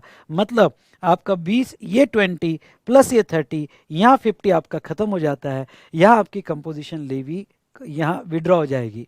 मतलब आपको कंपोजिशन का 6% का बेनिफिट, यानी 3% CGST और 3% SGST under section 10(2)A for service provider. Okay, ये बेनिफिट आपको ये 30 लाख पर ही मिलेगा, क्योंकि पहले 20 लाख थ्रेशोल्ड में थे, पर एग्रीगेट टर्न और 50 लाख कैलकुलेट करने के लिए वो 20 लाख भी कंसीडर हो गए। तो ऐसे केस में 30 लाख पर ही आपको 6% का बेनिफिट मिलेगा। और ये इनका फर्स्ट ईयर है तो सवाल ही नहीं है, हमको प्रिज्यूम करके चलना पड़ेगा कि प्रीवियस ईयर एग्रीगेट टर्न और उनका 50 लाख से नीचे है। और बाकी का जो 20 लाख थर्ड क्वार्टर का बेटा, ये तो 18% यानी 9% से टैक्सेबल किया जाएगा। तो इस तरह से इनकी टैक्स लाइबिलिटी कंप्यूट की जाएगी बेटा। सिंपल था, बस इसमें मोस्ट इंपॉर्टेंट अमेंडमेंट थी कि पहले जो कन्फ्यूजन था यहाँ पे कि ये जो सर्विस प्रोवाइडर की कंपोजिशन स्कीम में 20 प्लस 50 ऐसा 70 का होगा क्या, पहले था, लेकिन अब इसको क्लियर कर दिया है। तो सभी स्टूडेंट जिसने भी मेरी बैच की है इसके पहले ध्यान से सुने, अब जो है 50 एग्रीगेट टर्नओवर की डेफिनेशन में क्लियर कह दिया है कि जब आप 50 लाख निकालोगे, एग्रीगेट टर्नओवर निकालोगे, तो आप फर्स्ट डे ऑफ अप्रैल से लेके तो जब तक आप लायबल टू रजिस्टर्ड हुए वो भी टर्नओवर इंक्लूड कर लिया जाएगा। मतलब अब आपको बचे हुए 30 लाख पर ही कंपोजिशन लेवी का बेनिफिट मिलेगा दोस्तों। तो बाकी तो आंसर मैंने दिया है, उसको पॉइंट वाइज मैनर में आपको अरेंज करना है, पर डिस्कशन हमने यहाँ पे आरटीपी का ये क्वेश्चन पे कर लिया है। तो चलो दोस्तों नेक्स्ट क्वेश्चन देखते हैं। नेक्स्ट हम देखेंगे question number 17। Binaca electronics limited, hereinafter referred as BEL, short में BEL आएगा, underline, is engaged in manufacturing television. It is registered in the state of Haryana. Okay, it has appointed distributor across the country who sell the television manufactured by company. Haryana में registered है, second point, across the country उनके distributor है। The maximum retail price printed on the package of the television 12,000, MRP 12,000 printed है। The applicable rate of GST on television is 18%, 18% का GST है। BEL dispatches the stock of television to distributor order by them on quarterly basis। तो quarterly basis जो है stock जो है distributor को दिया जाता है। तो चलो ये फर्स्ट पैराग्राफ के इंपॉर्टेंट पॉइंट्स मेरे साथ रिवाइज कीजिएगा। पहले तो कंपनी BEL है, टेलीविज़न मैन्युफैक्चर कर रही है, हरियाणा में रजिस्टर्ड है, MRP टेलीविज़न 12,000 की है। ओके, उसके बाद में GST का रेट 18% है टेलीविज़न पे, और इनके ऑल ओवर इंडिया डिस्ट्रीब्यूटर है। ठीक है, सभी फैक्ट्स हमने क्लियर कर लिए। सेकंड पैराग्राफ के फैक्ट्स क्या कहते हैं? In order to promote it sales head of BEL has formulated the sales promotion scheme. ठीक है, under this scheme BEL offer discount 10% पर television on television supplied to distributor. If distributor sales 500 television in a quarter, the discount is offered on a price at which televisions are sold to the distributor. I repeat, discount is offered on a price at which television are sold to the distributor. तो यहाँ पे sales promotion, sales बढ़ाने के लिए 10% का discount sales head ने यहाँ पे दिया गया है डिस्ट्रीब्यूटर को, और डिस्ट्रीब्यूटर को जो डिस्काउंट दिया गया 10%, जो एक्चुअल प्राइस डिस्ट्रीब्यूटर को चार्ज होगी उसके ऊपर 10% का डिस्काउंट दिया जाएगा। पर इसकी मिनिमम कंडीशन ये है, इसकी एक कंडीशन ये है कि मिनिमम क्वांटिटी जो है यहाँ पे 500 क्वांटिटी सेल होना जरूरी है। Now next, it appoint Shah enterprises an unrelated party as per GST law as its distributor in Haryana on 1st April and dispatches 750 television on 8 April as a stock for quarter April to June. BEL has sold the television to distributor Shah Electronics at the rate 8,400 per television, exclusive of applicable taxes. Shah Electronics has requested BEL for a special packing of television delivered to it for which BL has charge 1200 per television. मतलब क्या, BL ने एक अपना distributor appoint किया हरियाणा में जिसका नाम था शाह इलेक्ट्रॉनिक्स, ठीक है। और हमारा BL कहाँ रजिस्टर्ड है बेटा, हरियाणा में, और ये डिस्ट्रीब्यूटर भी कहाँ का है, हरियाणा का। नेक्स्ट बेटा यहाँ पे ये जो डिस्ट्रीब्यूटर अपॉइंट किया है वो अनरिलेटेड पार्टी है, मतलब GST लॉ के हिसाब से वो रिलेटेड के डेफिनेशन में नहीं आता है, ये उन्होंने खुद कह दिया। नेक्स्ट इंपॉर्टेंट पॉइंट, अप्रैल से जून के क्वार्टर में 750 टेलीविजन्स जो है ट्रांसफ़र किए गए शाह इलेक्ट्रॉनिक्स को। 8 अप्रैल को ट्रांसफ़र किए। इवन दो उन्होंने 8 अप्रैल को एज अ स्टॉक ट्रांसफ़र किए, लेकिन बेटा ये आपका डेपो नहीं है, ये आपका जो है डिस्ट्रीब्यूटर है, डिस्ट्रीब्यूटर बायर होता है, इसलिए वहाँ स्टॉक भी लिखा होगा तो भी कंफ्यूज मत होना, वो सप्लाई ही है और वो अनरिलेटेड पार्टी है, और उन्होंने 750 सप्लाई किया है ये क्वार्टर में, अप्रैल टू जून में। जो एक्चुअल प्राइस लगाई है 8400, यानी 750 टेलीविज़न और एक्चुअल प्राइस 8400 पर टेलीविज़न लगाया है। लेकिन शाह इलेक्ट्रॉनिक्स ने कहा कि मुझे कुछ स्पेशल पैकिंग में टेलीविज़न आप दो, तो स्पेशल पैकिंग में टेलीविज़न का रिक्वायरमेंट की वजह से उनको एक्स्ट्रा पैकिंग चार्जेस 1200 रुपये लगाए हैं, ठीक है। तो एक बार पूरे फैक्ट्स फिर से रिवाइज करते हैं। BL जो है हरियाणा का रजिस्टर्ड है, टेलीविज़न मैन्युफैक्चरर है, MRP 12,000 रुपये है, GST रेट 18% है, ऑल ओवर इंडिया डिस्ट्रीब्यूटर्स है।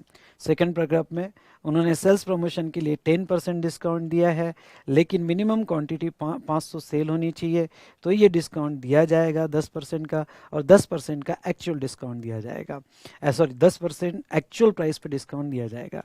थर्ड पैराग्राफ में वो ये कहते हैं, ध्यान से सुनना, थर्ड पैराग्राफ में वो ये कहते हैं कि यहाँ पे जो सेल उनका एक कस्टमर है हरियाणा का, एक डिस्ट्रीब्यूटर है जो शाह इंटरप्राइजेस है, और वो शाह इंटरप्राइजेस जो है यहाँ रिलेटेड पार्टी नहीं है, उसको 750 टेलीविज़न ट्रांसफ़र किए हैं अप्रैल टू जून क्वार्टर में, और एक्चुअल प्राइस लगाई है 8400, और स्पेशल पैकिंग के 1200 रुपये एक्स्ट्रा लगाए गए हैं।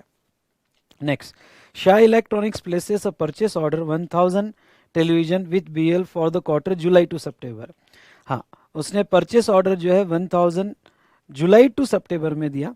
The distributor report sales 700 television for the quarter April to June and 850 television for quarter July to September.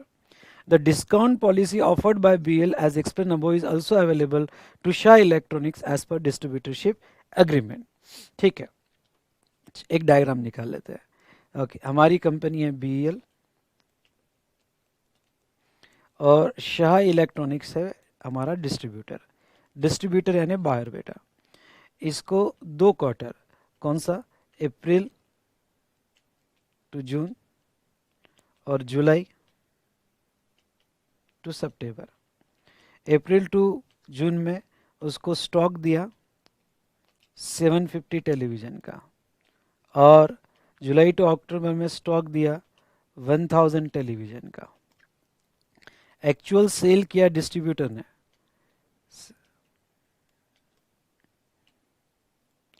Cell by SE Shah enterprises, ये 700 यूनिट सेल किए, और दूसरे क्वार्टर अप्रैल टू, और दूसरे क्वार्टर में 850 यूनिट सेल किए, 850 यूनिट सेल किए।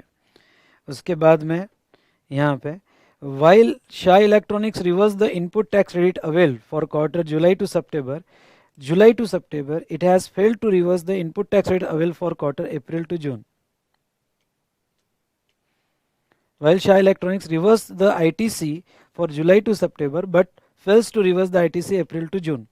Examine the scenario with reference to section 15 of CGST Act 2017.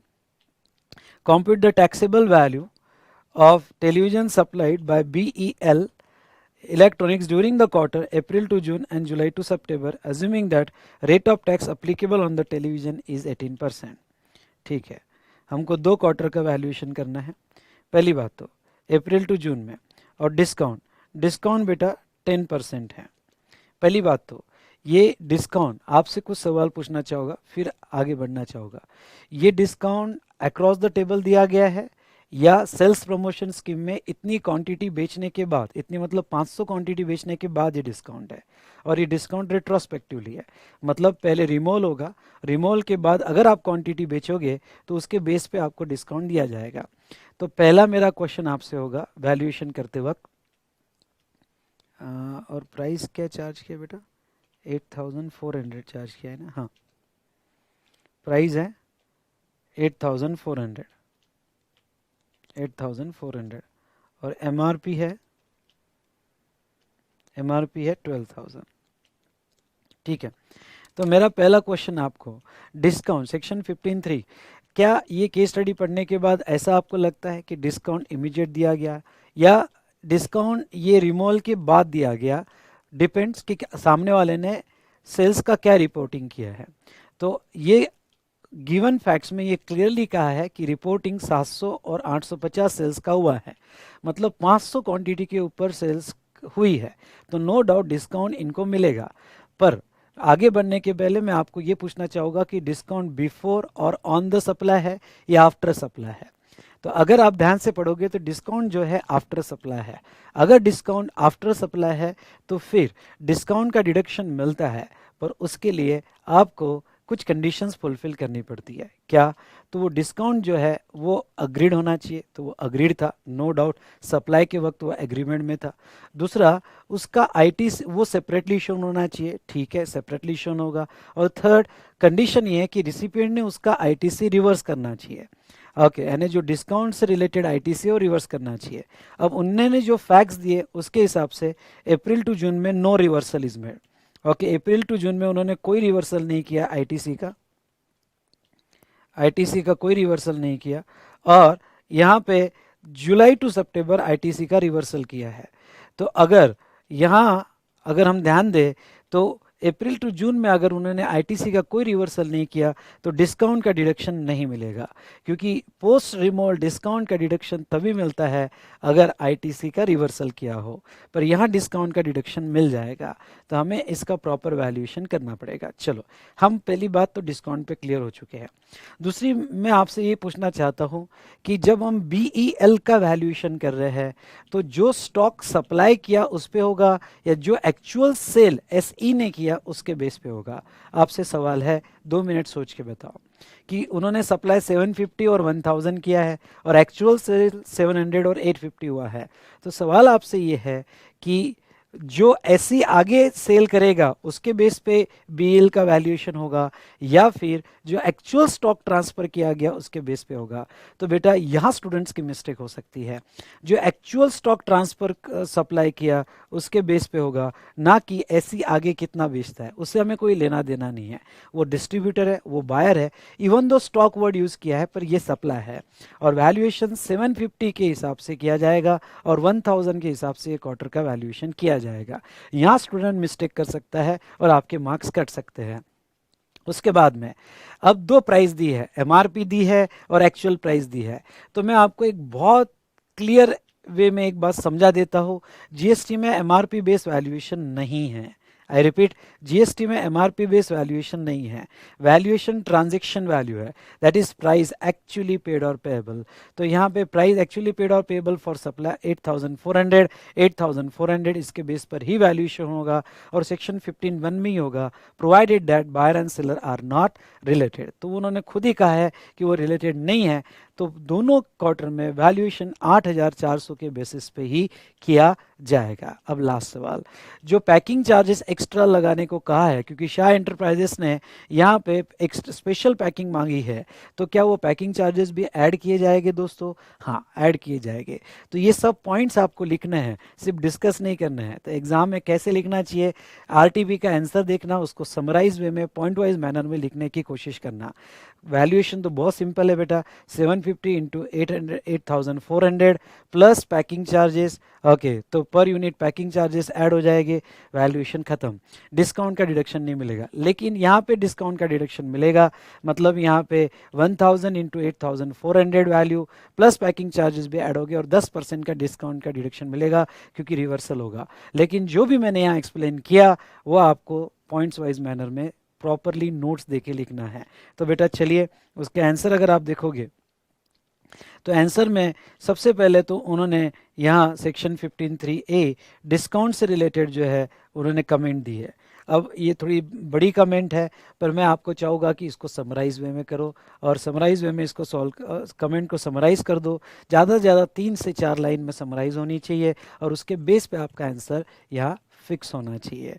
ठीक है, उसके बाद में नेक्स्ट बेटा यहाँ पे वैल्यूएशन पहले क्वार्टर का अप्रैल टू जून में आप देखिएगा 8,400 प्राइस है, 1200 पैकिंग चार्जेस है, डिस्काउंट का डिडक्शन नहीं दिया गया है, 9,600 और मल्टीप्लाई बाय 750 यूनिट्स। ख्याल रहे एक्चुअल सेल क्यों ना 700 यूनिट्स का हुआ हो, लेकिन हमको एक्चुअल सेल शाह इंटरप्राइजेस क्या प्राइस से करता है उससे कोई लेना देना नहीं है। हमें इससे कंसर्न है कि यहाँ जो है, ओके ध्यान से देखना, यहाँ एक्चुअल सेल जो है वो क्या इससे हुई है।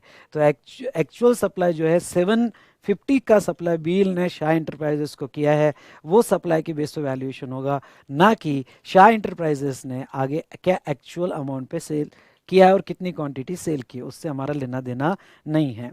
उसके बाद में नोट्स प्रॉपर देखिएगा कि वैल्यूएशन में 15(1) ट्रांजैक्शन वैल्यू लिया जाएगा, ओके इंसिडेंटल चार्जेस ऐड किए जाएंगे और डिस्काउंट का डिडक्शन दिया जाएगा, सॉरी डिस्काउंट का डिडक्शन नहीं दिया जाएगा क्योंकि रिवर्सल नहीं किया गया है।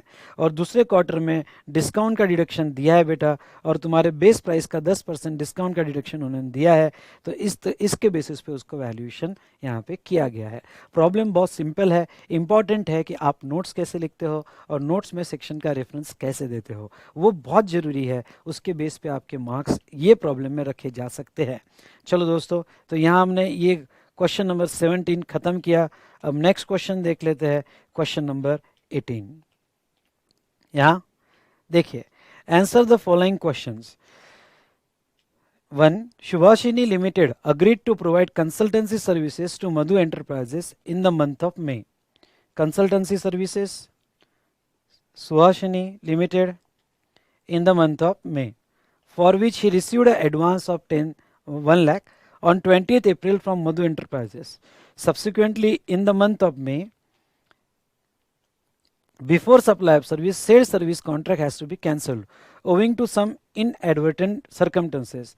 However, Suhasini Limited has issued an invoice for advance received in April itself and has paid the GST thereon.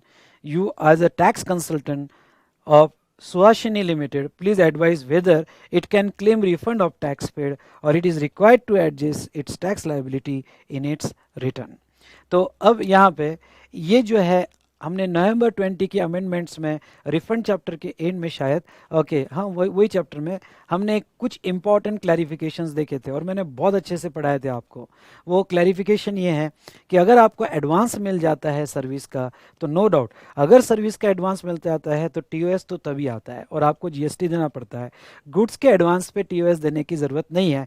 Notification 66/2017, sorry 67/2017, तो नोटिफिकेशन 67/2017 के हिसाब से गुड्स के एडवांस पे जीएसटी नहीं आता है, सर्विस के एडवांस पे ही जीएसटी आता है। नेक्स्ट पॉइंट यहाँ पे एक कंसेप्ट है इनवॉइस चैप्टर में कि आपको एडवांस मिल गया जिसका रिसीव वाउचर आपने दे दिया, लेकिन बाद में कॉन्ट्रैक्ट कैंसिल हो जाता है और आप सप्लाई भी नहीं करते हो और इनवॉइस भी नहीं देते हो, तो आप उसको रिफंड वाउचर दे सकते हो। और रिफंड वाउचर दे दिया तो आप उसका जो भी एडवांस पे आपने टैक्स पे किया है उसका आप रिफंड क्लेम कर सकते हो रिफंड वाउचर देने के बाद। लेकिन ये केस स्टडी में जो दिया है वो इनवॉइस वो इशू कर चुके हैं, यानी यहाँ सुहासिनी लिमिटेड जो है एडवांस का इनवॉइस इशू कर चुके हैं सप्लाई का। तो ऐसे सिचुएशन में इस पे क्लैरिफिकेशन हमने देखा था, अगर आपको याद होगा तो, कि अगर इनवॉइस इश्यू हो गया तो फिर यहाँ पे रिफंड वाउचर देना पॉसिबल नहीं है। रिफंड वाउचर देने की बेसिक कंडीशन है कि आपने सप्लाई भी ना किया हो और आपने इनवॉइस भी ना दिया हो, तो ही वो जो है यहाँ पे रिफंड वाउचर आप दे सकते हो। तो अब क्या करें, मैं तो इनवॉइस दे चुके हैं, यहाँ पे सुहासिनी लिमिटेड जो है इनवॉइस दे चुकी है, तो ऐसे सिचुएशन में हमने क्या करना चाहिए। तो क्लैरिफिकेशन अमेंडमेंट के हिसाब से ये कहता है कि ये सिचुएशन में आप क्रेडिट नोट इशू करोगे और क्रेडिट नोट जो आप इशू करोगे वो अमाउंट जीएसटी अमाउंट उस मंथ की आउटपुट टैक्स लायबिलिटी से एडजस्ट होगा जो मंथ में आप क्रेडिट नोट इशू करोगे दोस्तों। तो हम यहाँ पे इसकी क्रेडिट नोट देंगे और उसके मंथ की लाइबिलिटी में एडजस्ट करेंगे। अगर उस मंथ में कोई आउटपुट टैक्स लाइबिलिटी नहीं होगी तो आप रिफंड भी क्लेम कर सकते हो। तो बेटा ये क्लैरिफिकेशन था। ओके देखिए, क्रेडिट नोट आप इशू करोगे एज पर सेक्शन 34, जिसको उसको सभी डिक्लेयर्स क्रेडिट नोट और रिटर्न में डिक्लेयर करना पड़ेगा। वो मंथ के रिटर्न में डिक्लेयर करना पड़ेगा जो मंथ में क्रेडिट नोट दिया गया, और टैक्स लाइबिलिटी एडजस्ट हो जाएगी और उसको सेपरेट रिफंड क्लेम फाइल करने की कोई ज़रूरत नहीं होगी। लेकिन ये स्टेटमेंट बहुत इंपॉर्टेंट है। However, in case there is no output tax liability against which credit note can be adjusted, registered person may proceed to file the refund claim. ये सर्कुलर था बेटा, सर्कुलर नंबर याद रखना कोई ज़रूरी नहीं है, लेकिन बेटा आप ऐसी भी शुरुआत कर सकते हो as per the board circular.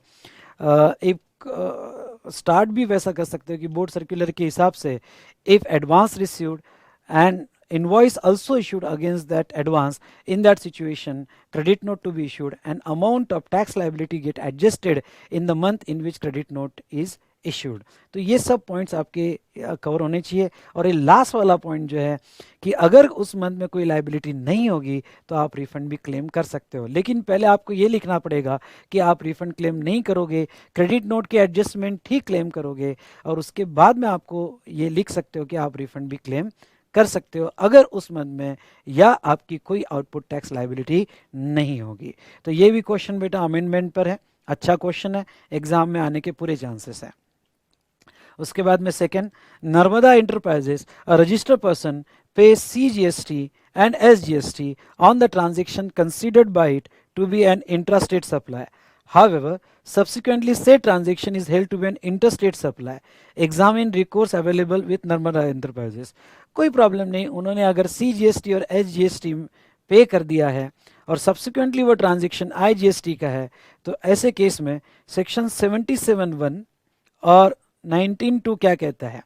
तो देखिए सेक्शन 77(1) कहता है stipulate that registered person who has paid the central tax and state tax, or as the case may be central tax and union territory tax, on a transaction considered by him to be an intrastate supply but we subsequently held to be interstate supply, then amount shall be refunded the shall be refunded the amount of taxes so paid.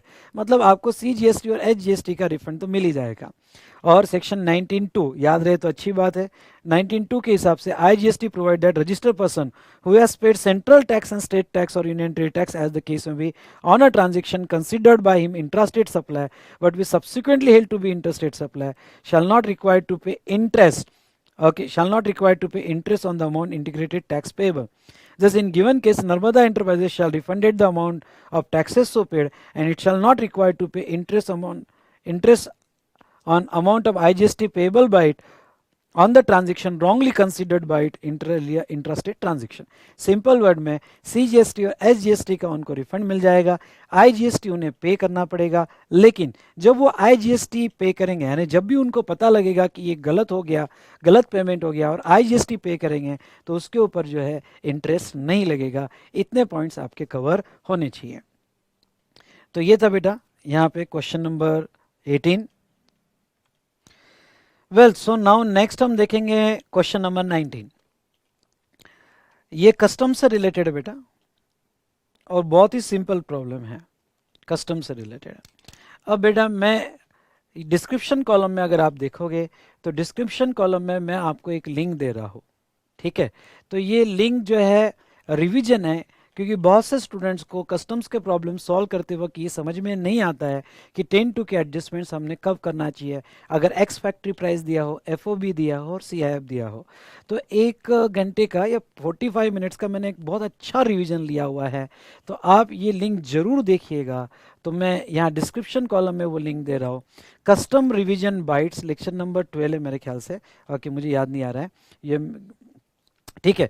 तो उसकी link मैं यहाँ पे आपको दे रहा हूँ, वो जरूर देखिएगा, तो आपको कोई कन्फ्यूजन नहीं रहेगा, आप इजीली सॉल्व कर पाओगे। तो चलिए कस्टम वैल्यूएशन का प्रॉब्लम जो है मैं यहाँ पे सॉल्व कर रहा हूँ। देखिए, Rudraksh manufacturer Kolkata is engage in manufacturing of textile article. It has decided to enhance its production capacity in current year, therefore it imports a machine through vessel important through vessel from George INC USA at price $31,360, including transportation charges from factory to George INC up to US port, 2,500 handling charges at US port. मतलब ये जो price दी है ये बेटा FOB price दे दिया है इन्होंने। क्यों? क्योंकि वहाँ से ट्रांसपोर्टेशन, हैंडलिंग एंड लोडिंग सब कवर कर लिया है, यानी ये प्राइस एफओबी दिया गया है। अब मैं आपको ये बता दूं, अगर वेसल से लाया है, प्राइस एफओबी है, ओके, और आगे फ्रेट एक्चुअल बेसिस पे है, तो फिर तो टेंशन ही नहीं है। फिर से कहता हूँ, फिर तो टेंशन ही नहीं है, क्योंकि आगे फ्रेट जो भी है फ्रॉम यूएसए टू इंडिया वो एक्चुअल बेसिस पे दिया गया है। तो हमें एयर के केस में बैकवर्ड कैलकुलेशन करना पड़ता है, स्पेशली ये देखने के लिए कि वो 20% से ज़्यादा नहीं होनी चाहिए। तो ये वेसल है तो अच्छी बात है, बहुत ही सिंपल क्वेश्चन है, एफओ भी दिया हुआ है और आगे फ्रेट चार्जेस भी जो है उन्होंने एक्चुअल बेसिस पे दिए हैं। तो कॉम्प्लिकेशन कहाँ आ जाते हैं? जब वो फिक्स बेसिस पे ऐड करने पड़ते हैं, या बाय एयर बैकवर्ड कैलकुलेशन करके हमको फिक्स बेसिस 20% अगर लोअर होगा तो वो लेना पड़ता है, तब कॉम्प्लिकेशन आ जाते हैं। लेकिन आप ये लिंक जरूर देखिए, कितना भी हार्ड प्रॉब्लम हो तो अलग अलग पैरामीटर पे आपने प्रॉब्लम कैसे सॉल्व करना चाहिए वो आप इजीली सॉल्व कर पाओगे। तो ये लिंक जो डिस्क्रिप्शन कॉलम में दिया है बेटा वो जरूर देखिएगा, ठीक है।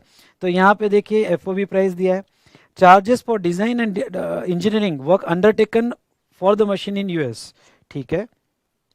Buying commission paid by Rudraksh manufacturer, freight charges from USA to India और unloading and handling charges paid at the place of importation, or exchange rate to be considered $1 equals to 60.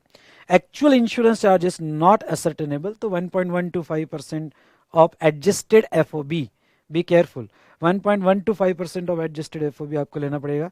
You are required to determine assessable value of imported machine under the custom। बहुत easy है, FOB ले लो। ये design charges add हो गए बेटा, क्योंकि आप rule 10(1)(b पढ़ते हो, तो रूल 10(1)(b में any engineering work, art work, plan, sketches undertaken elsewhere than in India, तो हम ये डॉलर में पेमेंट है और लिखा है कि यूएस में एग्जीक्यूट हुआ है, तो अंडरटेकन एल्सवेयर देन इंडिया, तो वो वैल्यू में ऐड होगा। तो ये 1750 रुपये वैल्यू में ऐड हो गए।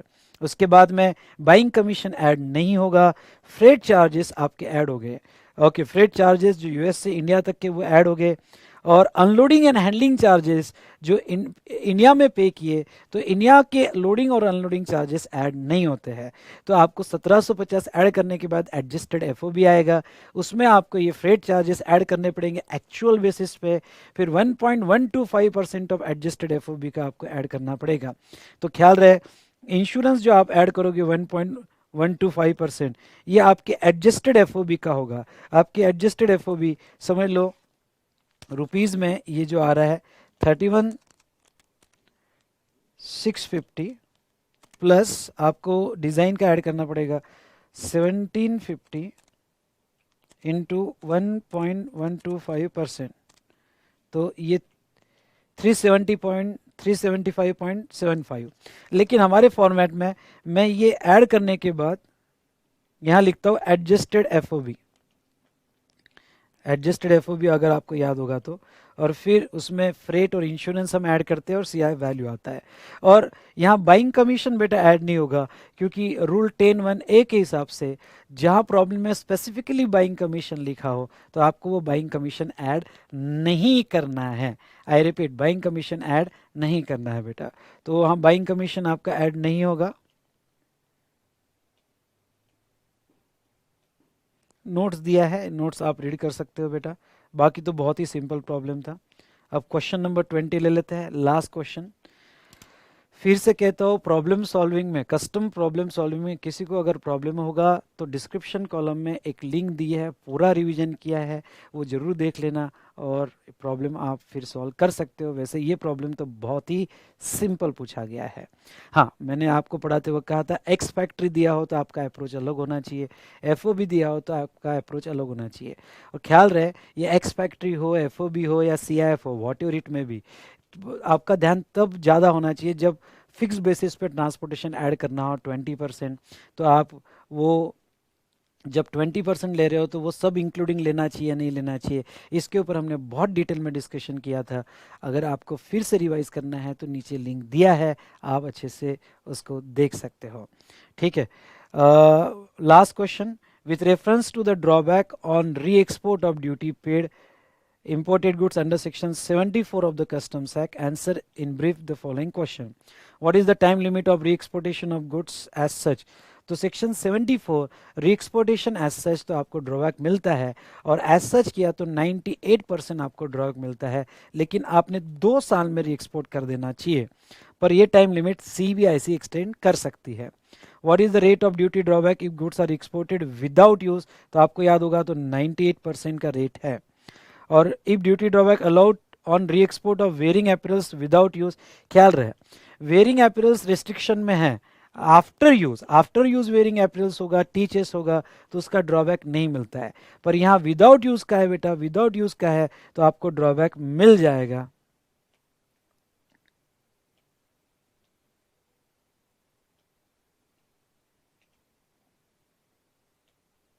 ठीक है, तो आपको ड्रॉबैक मिल जाएगा क्योंकि वो विदाउट यूज है। हाँ, यूज हो जाता तो आपको ड्रॉबैक नहीं मिलता बेटा। तो इन दिस वे हमने यहाँ पे आरटीपी खत्म किया है। ठीक है, क्वेश्चन नंबर 20 भी हमारा हो गया है। तो बेटा मेन था एमसीक्यू क्वेश्चन, बाकी तो बहुत सिंपल क्वेश्चंस थे, अमेंडमेंट में थे, और हमने यहाँ सभी इंपॉर्टेंट पॉइंट्स डिस्कस कर लिए हैं। ठीक है दोस्तों, अब इसके बाद आपकी चार्ट रिवीजन कब अपलोड होगी, क्वेश्चनर्स अपडेशंस, यानी जो अमेंडमेंट्स पे क्वेश्चंस अपडेट किए मैंने क्वेश्चनर्स के, उसका पीडीएफ तो मैंने दे दिया है आपको। आपने जहाँ से अमेंडमेंट डाउनलोड की नवंबर 20 की, उसी फोल्डर में देख लेना, आपको उसी फोल्डर में पीडीएफ मिल जाएगी। और वो जो अपडेटेड क्वेश्चंस है उसके ऊपर मैं डिस्कशन करूँगा, ओके, और उसका भी शेड्यूल आपको दूंगा। तो अब आपका चार्ट रिविजन और अपडेटेड क्वेश्चंस पे किस तरह से हमारा डिस्कशन होगा उसका शेड्यूल मैं दूंगा। और कल या परसों में कुछ स्टूडेंट्स की डिमांड है, और वो ये डिमांड है कि सर मे अटेम्प्ट के जो अमेंडमेंट्स हुए हैं, वैसे तो आपकी यूट्यूब पे वीडियोस है, पर आप समरी अमेंडमेंट्स करने वाले थे, डिस्कशन करने वाले थे। तो बेटा हाँ, मैं पिछले 3-4 दिनों से सीए इंटर और CA final simple English for southern reason, उनके लिए मैं थोड़ा रिकॉर्डिंग में बिजी था, पर नो डाउट मैं आपको जो है यहाँ पे मे की अमेंडमेंट्स का फटाफट रिवीजन करके दे दूंगा। जो समरी मैंने आपको ऑलरेडी अमेंडमेंट्स में दी है वो समरी रिवाइज करके दे दूंगा, उसका लेक्चर मैं अभी 1-2 दिन में डाल दूंगा। और chart revision as well as यहाँ पे क्वेश्चन या अपडेशन का हमारा शेड्यूल क्या होगा उसका भी वीडियो मैं 1-2 दिन में डाल दूंगा। तो दोस्तों अच्छे से पढ़ो, ये आरटीपी और मे की आरटीपी दोनों अच्छे से आपको पढ़ के जाना है, और एग्ज़ाम में इस बार अच्छे मार्क्स लेना है, आईडीटी अबव 70 होना ही चाहिए आपका। तो चलो यहाँ रुकते हैं। Thank you to all of you.